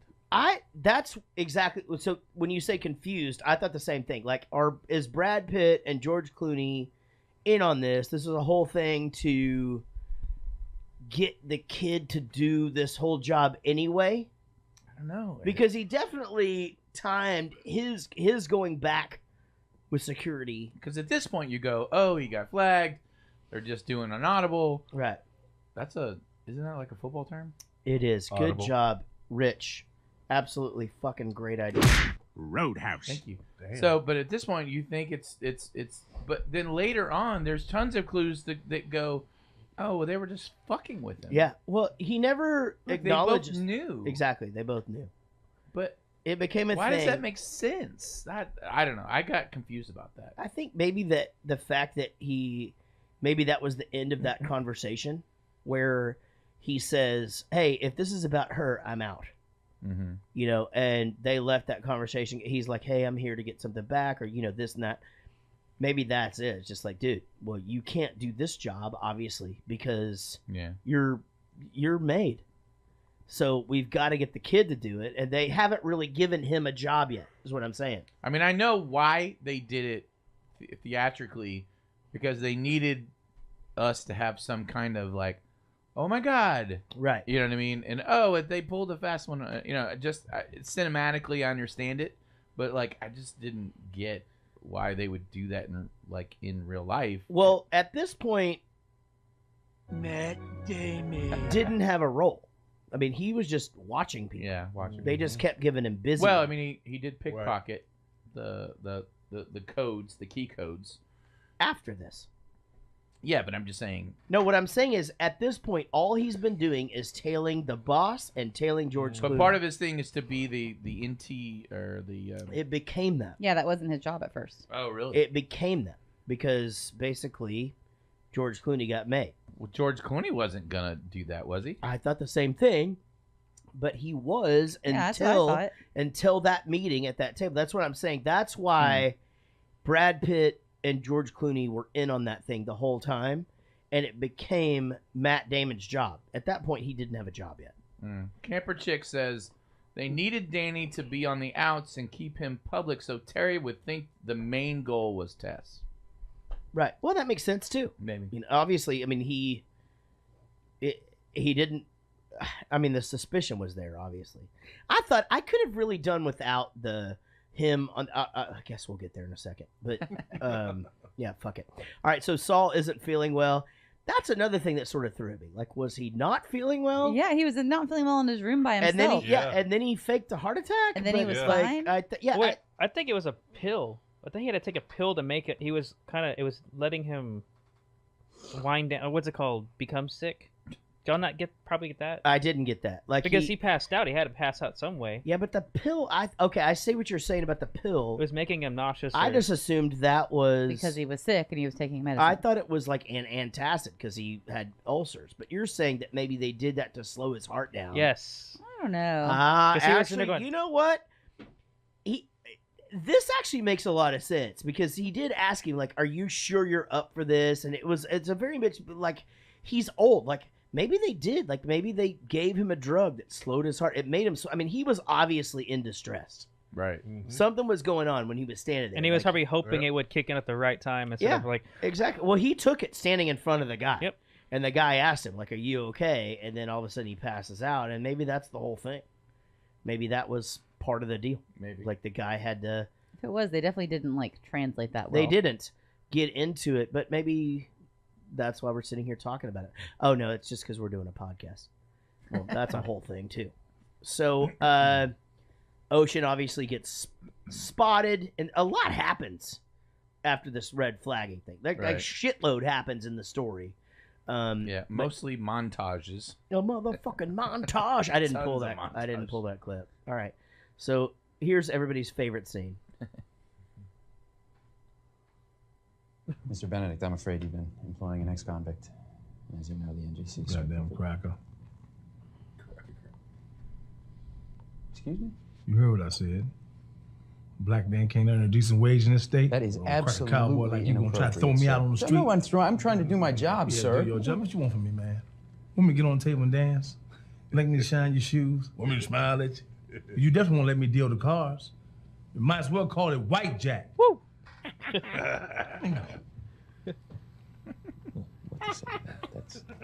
Sorry, Mr. Bennett. I just resent the implication that race has anything to do with this. Yeah, right.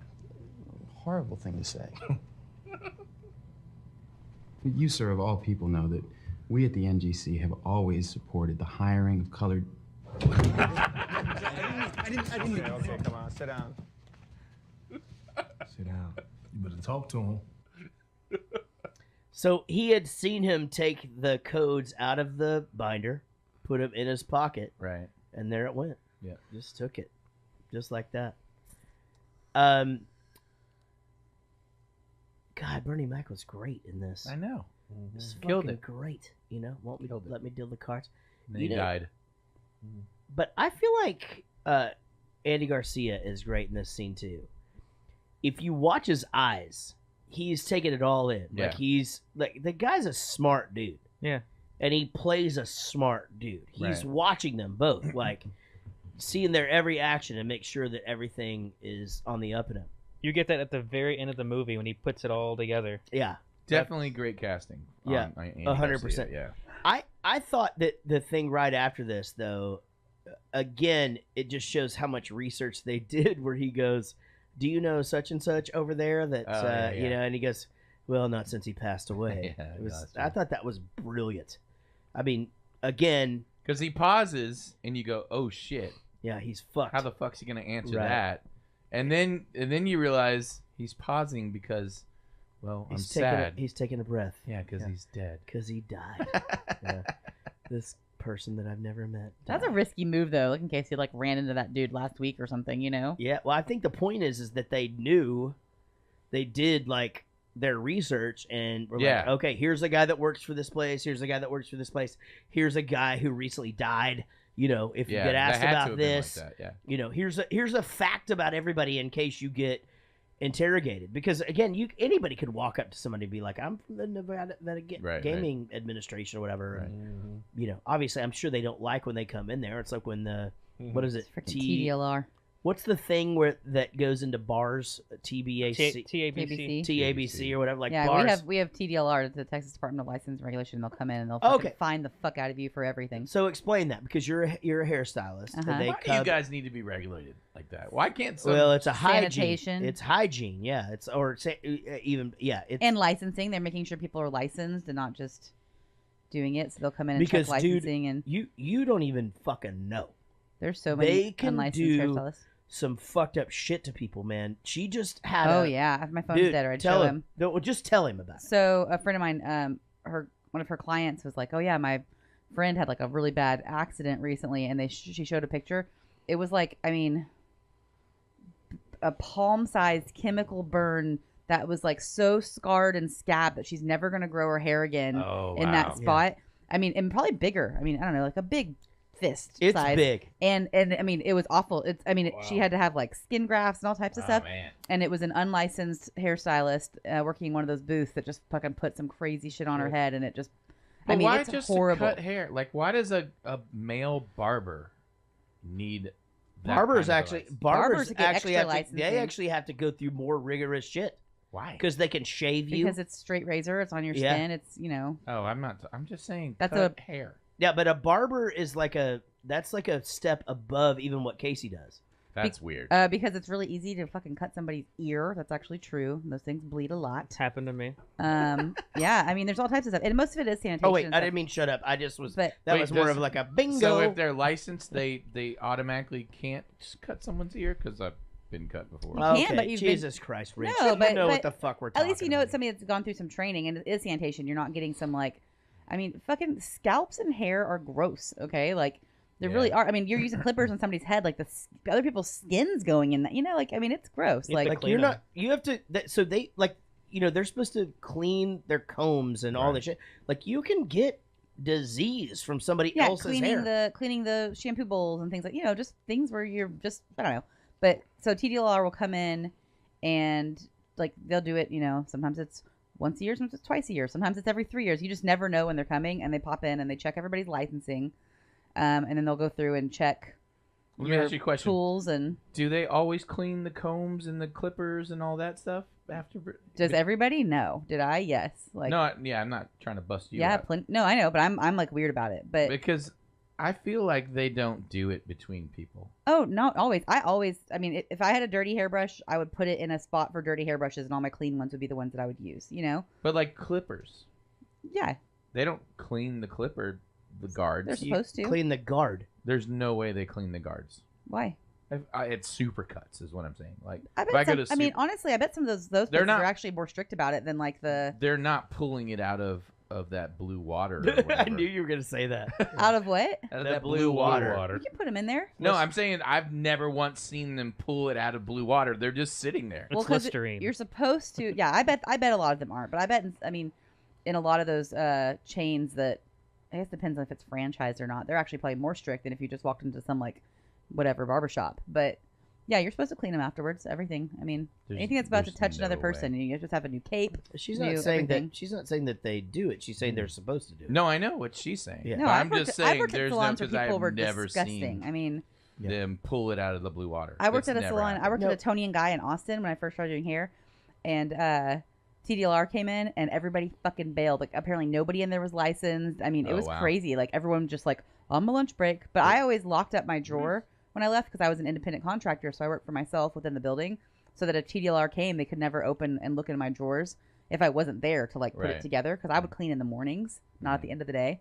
It was like, shop's closed, you can't get in, you know? Yeah. They don't take the stuff out of the water though, dude. Like that's stuff that's been used that day. They're supposed to be That's the dirty stuff. They're using different stuff, and that stuff goes in the blue water. So they would have to have 2 sets. No, they Dude, would have. what do they need to do your hair? A comb. I'm saying they use clippers on my hair. So Okay. the clipper guards are they- just sitting there. There's not like sets that she's bringing out. Here's my new set for you, and this is going off. No, and then but now there I've got is- a new set for the next person. No, that but never happens. there is things. There's like brushes where you can brush them off with the hair, and there's like sprays that go on them, sanitation sprays and stuff. Okay, so There's easier ways of doing it. It's not always just the blue water. Okay. Oh, I'll have to ask But- my girl that next time. Well, she's going to tell you that she does because she doesn't want her ass to sound gross. Like, I mean, She has no blue water thing. she probably does in the back. You have to legally have. No, they don't. They don't always she- set it or in front of whatever. you. That's yeah, what I'm that's what I'm saying. saying. We have the barbicide Yeah. in the back. We used to in the Yeah. back of the salon. And Yeah. there has to be one per stylist, and Because it looks nice. It doesn't look nice if it's there in front of you. That's like a barbershop. That's barbershop stuff. Yeah. exactly. When I worked at Mel's, we had the What? right in front. And that stuff they're really picky about. So you have to take the what? If you lift up the barbicide It's right thing there. and you see hair in there, like that's Oh, a I fine. dropped it. It's right there, dude. Yeah. I dropped it. Yeah. So there, you have to change that every day. Cause The blue water is called barbicide. Barbicide, yeah. Okay. You ever get do you get pedicures ever? Nope. They always have to bring those out, and they're already like sanitized, wrapped and shit. Like you're Yeah, getting a I've seen- tattoo. yeah, that yeah, happened. you know why? Because they used to not do that, and you know how they put the plastic layer over in the tub or whatever, like a saran wrap thing. Do you know what I'm talking about? I think so. Yeah, I know. What Because when they don't do that, all of that fungus and shit gets around on the where the tub is, and you essentially stick your feet in just Well, yeah, they contaminated. used before those things. They used to have to legally you have to have, because I'm technically licensed for that too. I'm licensed for that and like esthetician work. Oh. But you would have to like have a log. when do you want to do my toes? Fuck no. I'll She pay is you. not doing your toes, No, dude. never. I'll pay you. I would Fucking never weird. do anybody's feet. That's not my job. But yeah, but they used to have to keep a log where like you had to write down every single client and everything to do it, because they would have to like scrub it so much. People were getting like like their freaking legs were falling off and shit. Like really bad. Oh, like no. it got fucking crazy. that's Like why the you're not supposed to disease. shave your legs before you go get a pedicure, because like you get all that bacteria in those open things. Yikes! I put a flame to my You've leg talked today. me out of pedicures. So then the result of that is me going, I really need a pedicure, so I won't shave my legs, and then I wait like a week. So that's where I'm at right now. So I've got really hairy legs and a bad pedicure right now. You haven't shaved for a week? Maybe not. Oh. I don't care. It doesn't bug me. doesn't bug me either. Saul Doesn't had a bug heart me either. attack, guys, and that moves us on to this clip. Going to video. Now. The eye in the sky ASAP. We have a man down and he appears to be unconscious.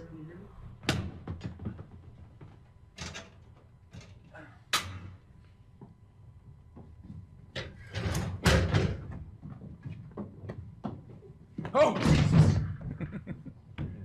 Now you really didn't think I was going to sit this one out, did you? What, you didn't trust me? I do now.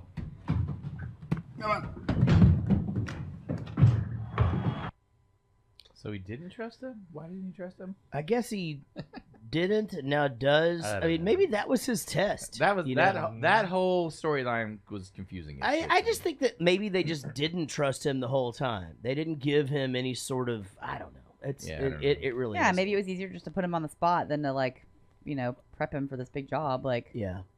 Hey, that's winning your and I feel like stripes. they even kind of fucked. I think they were even fucking with him from the beginning, because he was just like, and don't do this and don't do this. Oh, and most importantly, and then he walked off. yeah, and he's just like looking like, wait, what? What's Yeah, the most important exactly. thing? I Like, remember that. That was great. I would have been the whole time like, you got to tell me what the most important thing is. yeah, Like, and they're probably just like, but he'll be able to get the fucking book. It's not a big deal. Like, just freaking him out.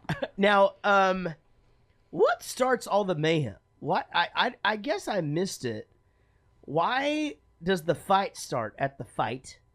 You know what I mean? Like, why is everybody rushing There are so into many the things in this ring? movie where I'm like, what the And then fuck? why How is did this everybody start just happening? at the casinos just jumping over the I casino thought the table? lights went out, and that's what started the fight. Is that what it is? I think the lights went out, and then it came back on, and then it was someone just, threw a cheap punch or a cheap shot or I something. don't know, but here's the thing.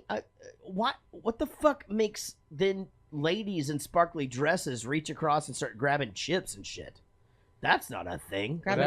Wasn't that the lights? That's what I'm asking. I didn't see that. No, yeah, the lights went out in the entire city. Got it. And so when they came back on, people just went crazy, you know. Yeah. Or when they were off, they went crazy, and then it just But continued. that wasn't really established Yeah. towards the end of the movie at all either. I'm gonna be honest about something, and this maybe I'm in the minority here. Let's say I'm in a casino. I'm at a blackjack table, you know, and I don't even care if I'm winning or losing. Lights go off. Whatever. The last thing in the world I'm gonna do is reach across and try to steal some shit. I agree 100%. You know what I mean? Because there's some kind of backup generator, and I'm it's a on trap. film. Oh, yeah. Oh, you know what I hell mean? yeah. Like, Oh, it's yeah. not, Yeah. in fact, I'm going to take my money Yeah. and I'm just going to hold it to it. my heart. Yeah. Like this. By the way, you guys want to hear? I realize we're going a little bit late. Are we cool for a little bit? Yeah. Okay. Because I do want to tell you the greatest casino story in the history of me and Gary. Sean, you good for this? Okay, this is a fucking good one.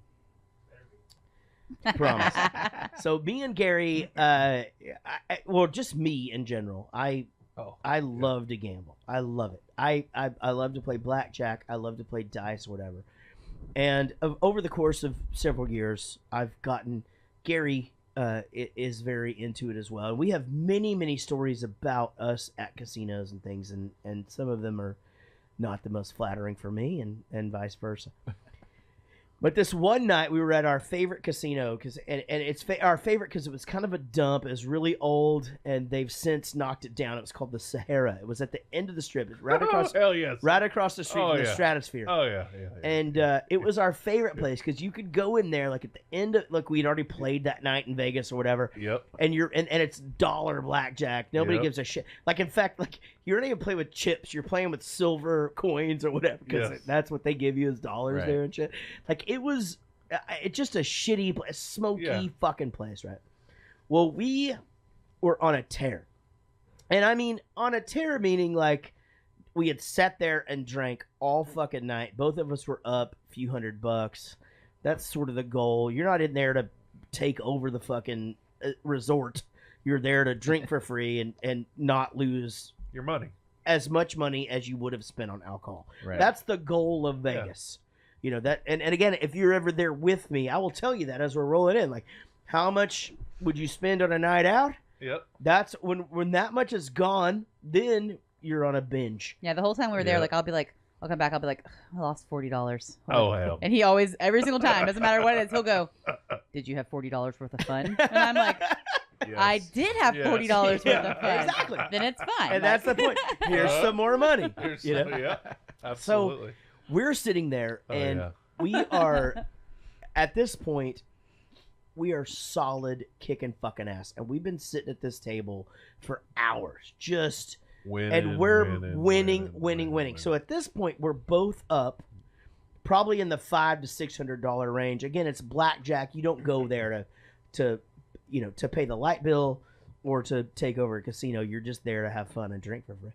But we're killing it. And this guy looks a little bit shady.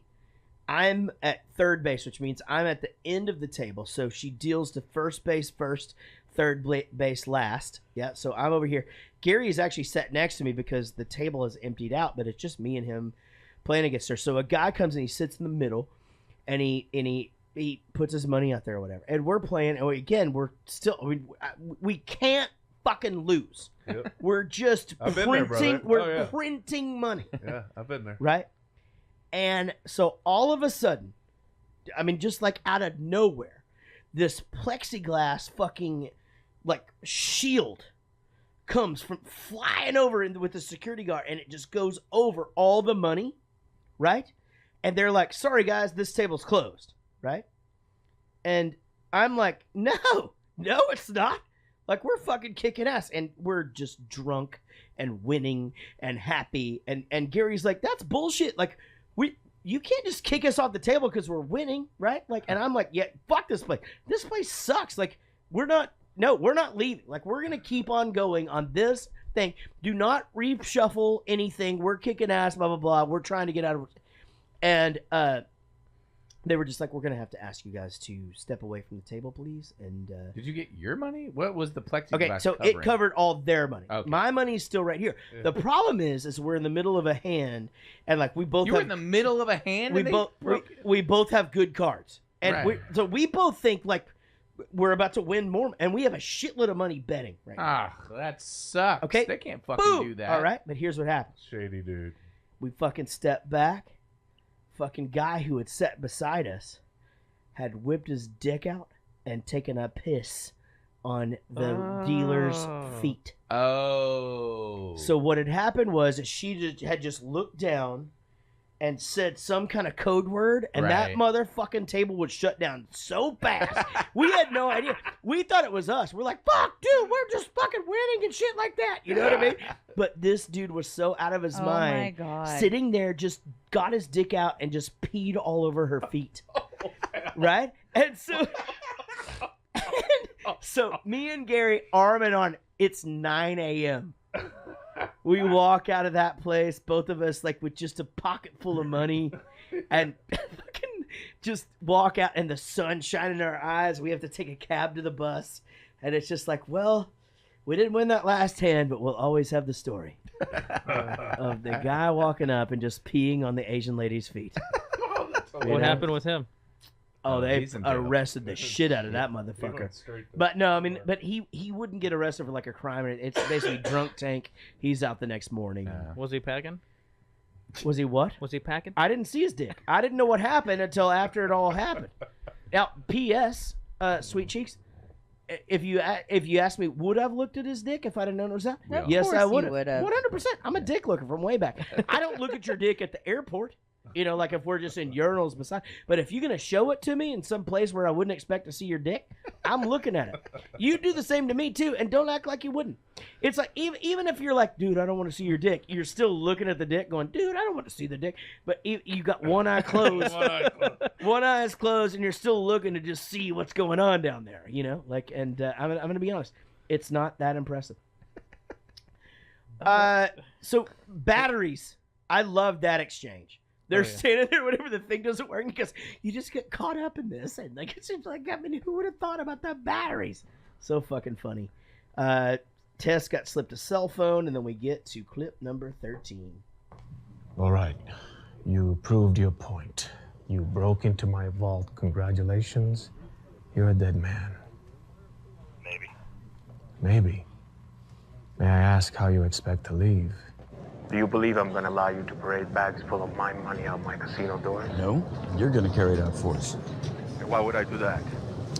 Take a closer look at your monitor.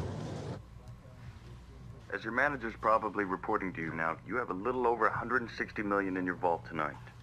You may notice we're only packing up about half that. The other half we're leaving in your vault, booby-trapped, as a hostage. You let our 80 million go, and you get to keep yours. That's the deal. You try and stop us, we'll blow both cash loans.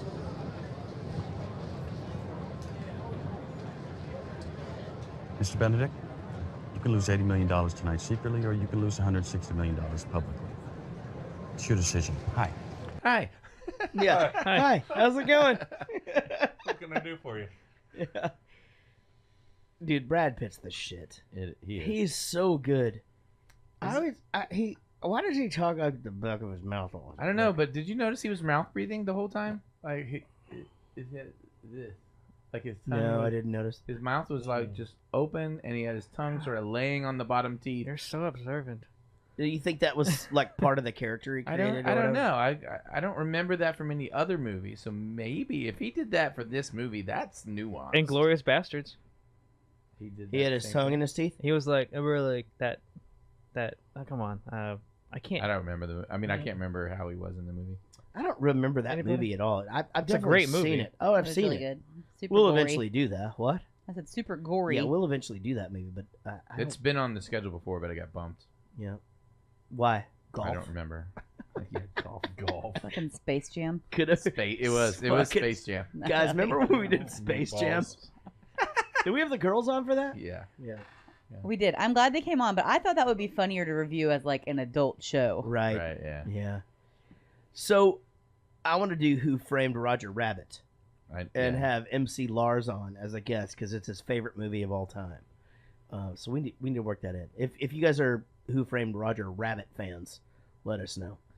Let's get into the discovery of the whole thing and the reveal to all of us as to what the fuck just went down. Right. Mr. Benedict, we took the van, sir. And? And they say that there was no money in the bags, sir. What do you mean there's no money in the bags? They say the bags were filled with flyers, sir, for hookers.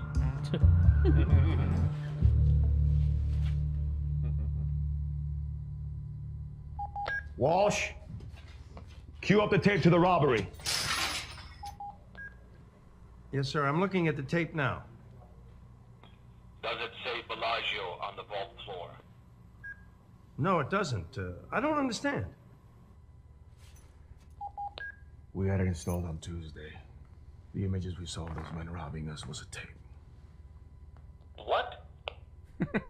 What? Yeah, I don't understand. Really? I don't. What? What? Well, that keeps going. Yeah, that whole thing, where again, I don't mean to pick. There's no way he's down there by himself. A thing blew up.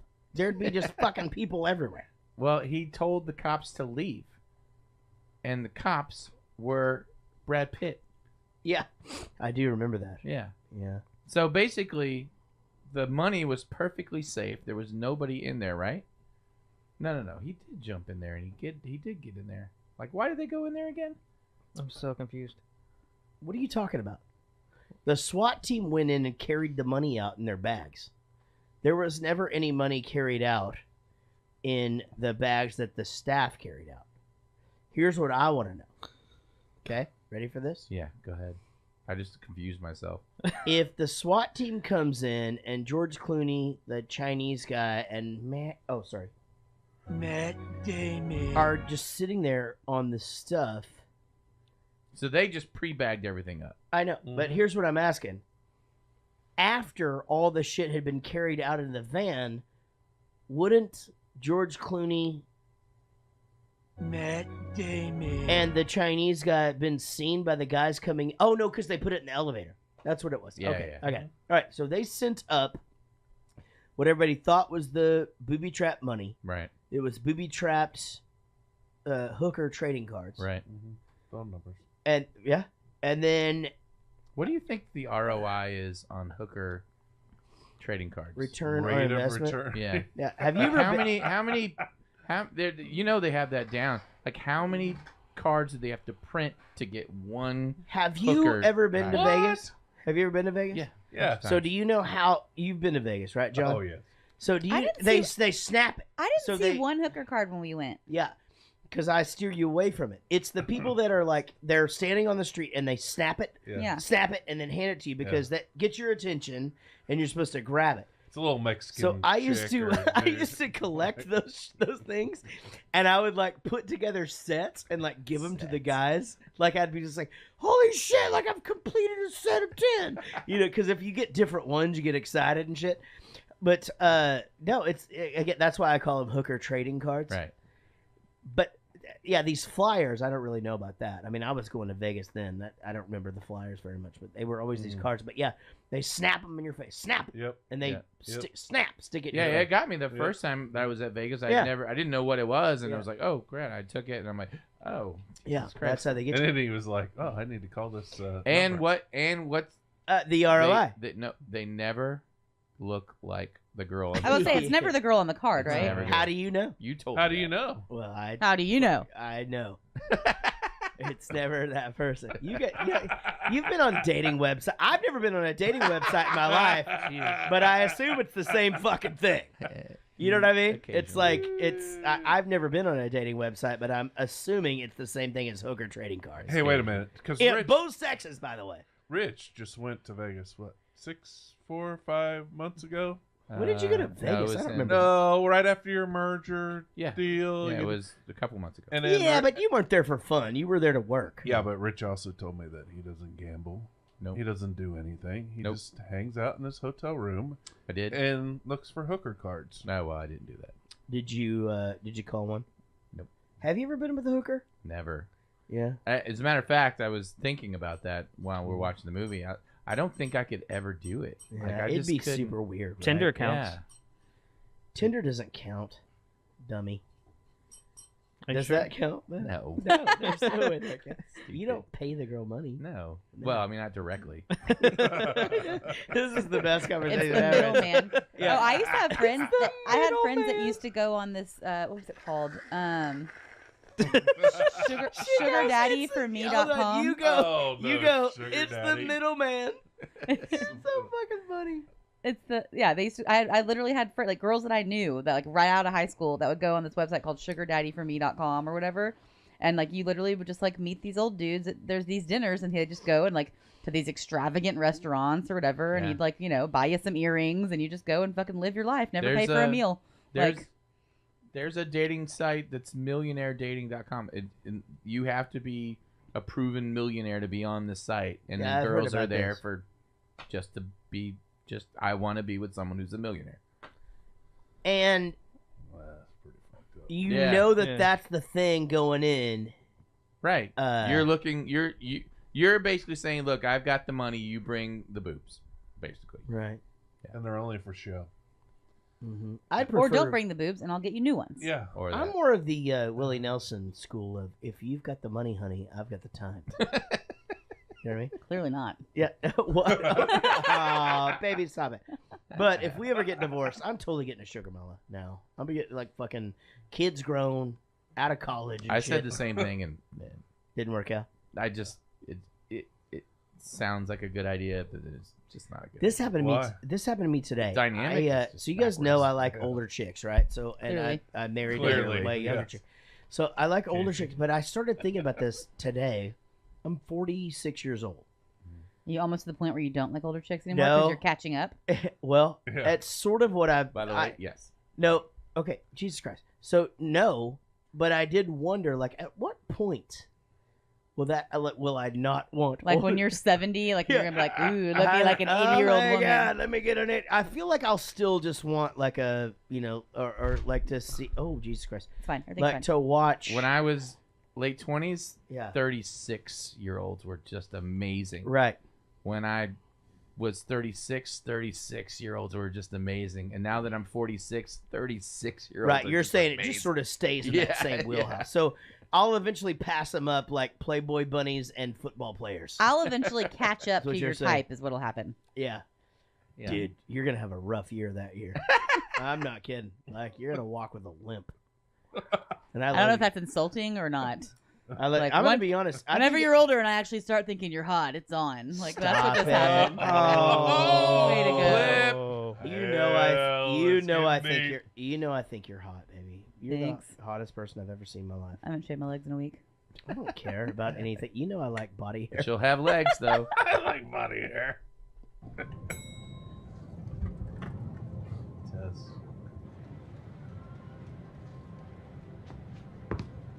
Tess. Tess. Tess. You of all people should know, Terry. In your hotel, there's always someone watching.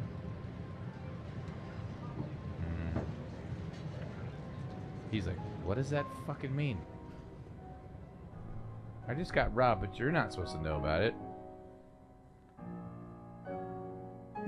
He's going back to his hotel room and going, send up girl number 2.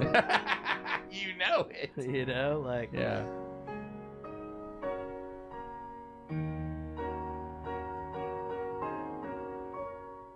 Yeah, there's already a ring girl from the fight in there. Yeah, great movie. yeah, for exactly. sure. Exactly. Yeah. Yeah, it's a great movie. It really is. So It's a little how confusing on like some of the structure of it, but I liked it. I think it's probably because it was edited way down. They probably tried to tell a bigger story, but had to cut it to 2 hours. I'd buy that. This scene was amazing. Oh yeah. And did you guys understand what was going on here? Yeah, they're looking at the fountain because it's beautiful. To I look know, at. but then what happens? As they break off, it's like, goodbye. It was like Stand By Me in the Sandlot, where they depart. fuck yeah, dude. But in those ones, they just disappear. Hell fucking yes, it was. To the Oh, you're being pedophile. serious. Yeah. Okay. No, I am. I was being serious. Like, more like Stand By Me, though. That's what I'm talking where about. they walk away from one another, and it's like, nothing's ever going to be the same for any of our relationships or whatever. But here, it's like, you know what? I got $14 million. Never call me again. You know, if I see you out, look at Brad Pitt watching everybody, and Look, his mouth is open. Is that? He's checking you out. Now it's closed. Oh, now it's closed. Now it's open again. Yeah, you're right. Oh, that look is not. That's not mouth breather. Yeah, mouth breathing. All right, bye. Here we go. Bye, Felicia. See you later. Now, Does he have the 14 million in his pocket? Right That's what now, I wondered or- too. Like, where the fuck Yeah, is all someone's the got to money? be coming back and getting there. Now, so again, you realize they're all walking away, and that's it. End of relationship. Yeah, except for the next movie. Yeah. 2 movies. How after are this. the next 2 movies? Have you guys seen them? Oh yeah, they're good. They're good. I like them. Yeah. I think the third one's not so great. I think the second one holds up, but the third one's not so good. Are you? I going thought to he was see gonna die. The new one, that Who? the girls. Me So- too. I think the new one with the girls is going to be terrible. Is it because you're sexist? Right. Right. Okay. It's like Ghostbusters. No, I just think they're trying too hard. Yeah. I think it looks good. Is- Plus, I love that one girl. She's Let me fucking ask you funny. this: is him not liking girls sexist or just odd? No, he thinks the movie won't be as good because He was they're was girls. fucking right on Ghostbusters though. Oh, I didn't see that one. I would never So have gone and bad. saw that. Yeah. No, me and you watched It's just it one weird. night. I It's thought. just No, weird. you took Everett or something. Women in general, and I'm speaking in generality. Jesus Oh, God. Women in Christ, general here we go. are risk averse. They are. Rich is hating on shit. They're just risk averse. So it's What does that weird mean? to see. It means they They don't like to take risks. Yeah, they don't like to take risks. Ah. So that's why the penitentiaries are filled with men, and a very small percentage are women. You gotta watch that. There's a thing on Netflix. What, babe? What's the thing that women in prison or the You watched Girls Incarcerated. girls in? You gotta watch that shit, dude. Why? It is fucking awesome. Are they naked? No, they're like No, teenagers. it's not girl school. Oh, Yeah. I love that band though. Girl school. That was Brittany Fox. Yeah, Brittany Fox.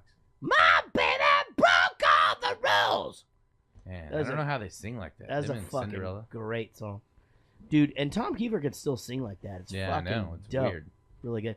Hey guys, I want to thank you guys for listening to the podcast. First of all, I want to thank Austin Mark Graff, not Mark McGrath.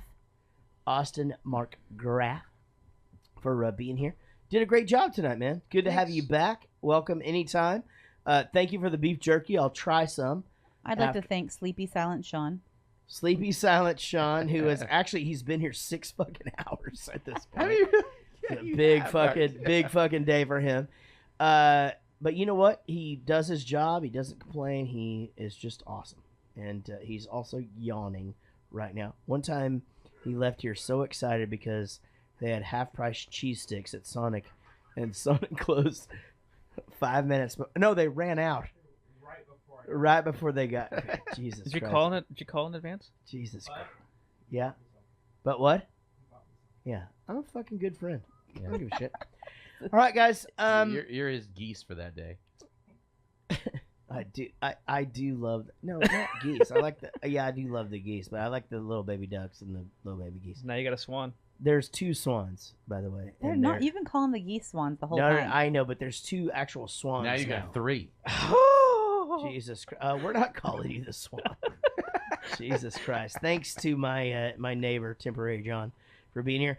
Also, thanks for sharing. If you share the podcast or like our post, we're going to say your fucking name. Like, how kick-ass is that? Also, don't even think about, like, stop listening right now, like, because you think I'm doing the outward credits and shit.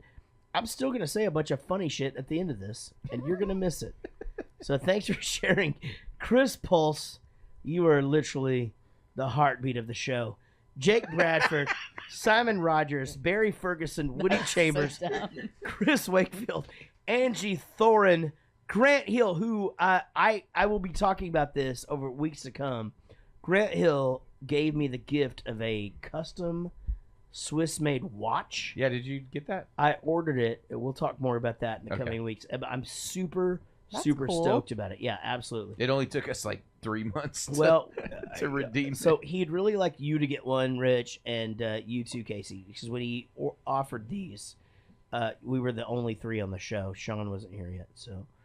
Can I give mine to Sean? 'Cause You he can. works hard. You can totally give yours a shot. Do you wear watches? Oh, you're just like, fuck, I'm an Apple Watch guy. I don't have one. Okay, You don't- then I'll get it. You're not on the show yet, dude. But Wendy Cross, Ray Jimenez, Sean Beck, and Joey Bishop. We got no mail this week. But you know what? If you guys want to, you could always email us, and we'd love it if you did, because we'll answer that shit. Just Let's check the email box. Email us at jaredgoestothemovies@gmail.com. so we can't check it. Well, we could check it, but it's empty. Yeah, it's empty. So just go to gmail.com. Thanks, you guys, for listening. My name is Jaret. This is everybody else, and we'll see you down the road. I like you more than a friend. But most of all, we'll see you down the road. Fucking bell. Adios.